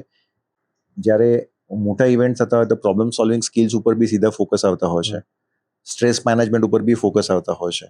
બિકોઝ તમે કોઈ પણ એક મોટી ઇવેન્ટ કરો, સપોઝ કરો અમારી જઝ્બા ઇવેન્ટ છે તો that is a large event, તો એ ઇવેન્ટની અંદર ઘણું બધું મેનેજમેન્ટ થતું હોય છે. તો આવા ઘણા બધા એવા કેસીસ છે કે જેમાં સ્ટુડન્ટ્સે જાતે ઘણા બધા ડિસિઝન્સ લીધેલા છે અને ડિસિઝનના બેઝ પર એ લોકોએ આખી ઇવેન્ટને બહુ જ સારી રીતે સક્સેસફુલી એક્ઝિક્યુટ કરેલી છે. એટલે સ્ટુડન્ટોનું એક્ટિવ ઇન્વોલ્વમેન્ટ હોય છે જ. યસ સર તમે મારા કેમ્પસમાં સ્ટુડન્ટ તમને એકદમ એક્ટિવ દેખાશે. તમને કદાચ એક પેલી વાઇબ્રન્સી જે કહેવાય ને વાઇબ્રન્સીની ફીલ આવશે ત્યાં. નાઇસ. સર મારો ક્વેશ્ચન એ હતો કે ઘણા લોકો એવા હોય છે કે જેને સાયન્સ પણ નથી લેવું, ઘણા લોકોને ટેકનોલોજીમાં પણ નથી જવું. બરોબર છે. તો એવા લોકો માટે તમારા પાસે શું છે ખાસ? જે લોકોને ટેકનોલોજી તરફ નથી ઇન્ટરેસ્ટ, જેમને may be the other scientific areas like એમના સ્પેસિફિક એરિયામાં નથી જવું પણ ક્યાંક ને ક્યાંક કંઈક ડિફરન્ટ કરવું છે, તો એના માટે સમજો કે જે લોકો ક્રિએટિવ છે તો ક્રિએટિવિટી માટેનું પ્રોગ્રામમાં તમે એક તો ફાઇન આર્ટ્સ કરી શકો છો. ફાઇન આર્ટ્સની સાથે ફાઇન આર્ટ્સ એવો છે પ્રોગ્રામ કે જે તમને 4 વર્ષ પછી ક્રિએટિવ ઇન્ડસ્ટ્રીમાં એક અલગ પહેચાન આપે છે. તમે જો અત્યારે જ્યાં પણ ક્રિએટિવિટી ઇન્ડસ્ટ્રીમાં જોતા હશો તો ક્યાંક ને ક્યાંક કોઈક ને કોઈક લોકો યા તો ફાઇન આર્ટ્સને રિલેટેડ પ્રોગ્રામ કરીને આવ્યા છે કાં તો ડિઝાઇનને રિલેટેડ પ્રોગ્રામ કરીને આવ્યા છે. There is film making program also કે કોઈને ફિલ્મ મેકિંગ ટેકનોલોજી પર કામ કરવું છે તો એ કરી શકે છે. ઘણી બધી વાર કેવું છે અમુક મિથ હોય છે. સપોઝ કરો કે આપણે એક બીજો પ્રોગ્રામ તમને કહું કે ધારો કે એનિમેશન VFX છે. હવે એનિમેશનમાં આપણે જ્યારે વિચારીએ તો આપણને એવું થાય કે છોટા ભીમ છે કે એ ટાઈપના એક ખાલી એનિમેટેડ મૂવીઝ બનતા હોય છે, પણ ના, ફક્ત animation is not limited to a animated movie. તમારી જેટલી ગેમ છે બધામાં એનિમેશન અત્યારે આવી ગયેલું છે. VFX પણ આપણે કરાવે. VFX આજની મૂવીઝ તમે જોવા જાઓ, આજની જે સિરીઝ બનતી હોય છે, વેબ સિરીઝ જે બનતી હોય છે, એમાં કદાચ હું એવું કહી શકું most of them are being created with VFX. અને બાહુબલી છે એના માટેનું બેસ્ટ એક્ઝામ્પલ છે. અને સપોઝ કરો હમણાં રામાયણની સિરીઝ હતી કે અત્યારે આપણે તેનાલી રામા છે કે આવી કોઈ પણ સિરીઝ તમે જોશો ને તેના બેકગ્રાઉન્ડ જોશો તમને ક્લિયર કટ આઈડિયા આવે છે કે ના આ ક્યાંક ને ક્યાંક VFXના યુઝથી કરેલી વસ્તુ છે. તો સમજો કે નેટફ્લિક્સ છે કે એમેઝોન પ્રાઇમ છે, આ બધા પાસે કેટલી બધી કન્ટેન્ટ છે. અત્યારે તમે સમજો કન્ટેન્ટનો એટલો બધો, ઇવન ઇન એન્ટરટેનમેન્ટ ઇન્ડસ્ટ્રી, એન્ટરટેનમેન્ટમાં તમે જુઓ કન્ટેન્ટનો ઓવરફ્લો છે. એટલી બધી કન્ટેન્ટ બની રહી છે. આ બધી કન્ટેન્ટના જે બેકગ્રાઉન્ડની અંદરના જે આર્ટિસ્ટ છે ને, એમાં ટેકનોલોજી આર્ટિસ્ટમાં જે આ એનિમેશનના છે કે VFXના છે, ડિઝાઇનવાળા લોકો પણ છે. એવું નથી કે આપણે ટેકનોલોજી ટૂલ, પેપર ટૂલ ઉપર પણ સ્ટોરી ડિઝાઇન થતી હોય છે. આવા ઘણા બધા ઓપોર્ચ્યુનિટીઝ હોય છે જે ઓપોર્ચ્યુનિટીઝમાં સ્ટુડન્ટ્સ કામ કરતા હોય છે. સો એવું જરૂર નથી કે તમને ખાલી સાયન્સમાં જ કરિયર બનાવી શકો કે હું એવું કહું કે આઈટીમાં જ કરિયર બનાવી કે ટેકનોલોજીમાં જ કરિયર બનાવી શકો. તમારી પાસે આમાં પણ ઘણી મોટી કરિયર છે ને એવી કરિયર છે કે જેને તમે એવું વિઝ્યુઅલાઇઝ કરી શકો, તમે નેટફ્લિક્સમાં કામ કરી શકો. અને આપણી પાસે એવા એક્ઝામ્પલ્સ છે કે જે બહુ નાના હતા અને 8-10 વર્ષની મહેનત પછી લોકો નેટફ્લિક્સમાં બી કામ કરી રહ્યા છે. આ મને એવું લાગે છે કે એક વિંગ્સ આપવાનું કામ કરે છે યુનિવર્સિટી, સ્ટુડન્ટને એક્સપોઝર આપવાનું કામ કરે છે અને એ લોકોને એક નવું ડાયમેન્શન કે તમે ગાંધીનગરમાં રહીને પણ આખા ગ્લોબલી તમે વિચારી શકો અને ગ્લોબલી પરફોર્મ કરી શકો, કામ કરી શકો, એની તક આપે છે. તો બિલકુલ અમારો પ્રયત્ન એવો જ રહેતો હોય છે. નાઇસ. આજે આપણે એવી યુનિવર્સિટી વિશે જાણ્યું જે માત્ર અભ્યાસ નથી આપતી પણ ભવિષ્ય ઘડે છે. ગાંધીનગર યુનિવર્સિટી એ જ જગ્યા છે જ્યાં નવા યુગની ટેકનોલોજી, નવા યુગના કોર્સિસ, ગ્લોબલ અવસર અને ઇન્ડસ્ટ્રીયલ એક્સપોઝર પણ મળે છે. વિદ્યાર્થીઓને ભણવા માટે એક કરિયર કોન્ફિડન્સ અને મેન્ટરશિપ અને ગાઈડન્સ પણ મળે છે. તો મિત્રો, જો તમે કે તમારા સંબંધી ભવિષ્યમાં કોઈ સંપૂર્ણ અભ્યાસક્રમ શોધી રહ્યા છો જેમાં સ્કિલિંગ, મેન્ટરશિપ, ઇનોવેશન અને પ્લેસમેન્ટ જેવી બધી જ તકો હોય તો મુલાકાત લો અને લોકોને રિકમેન્ડ કરો ગાંધીનગર યુનિવર્સિટી. તો આજનો શો અહીંયા પૂરો થાય છે. Thank you so much.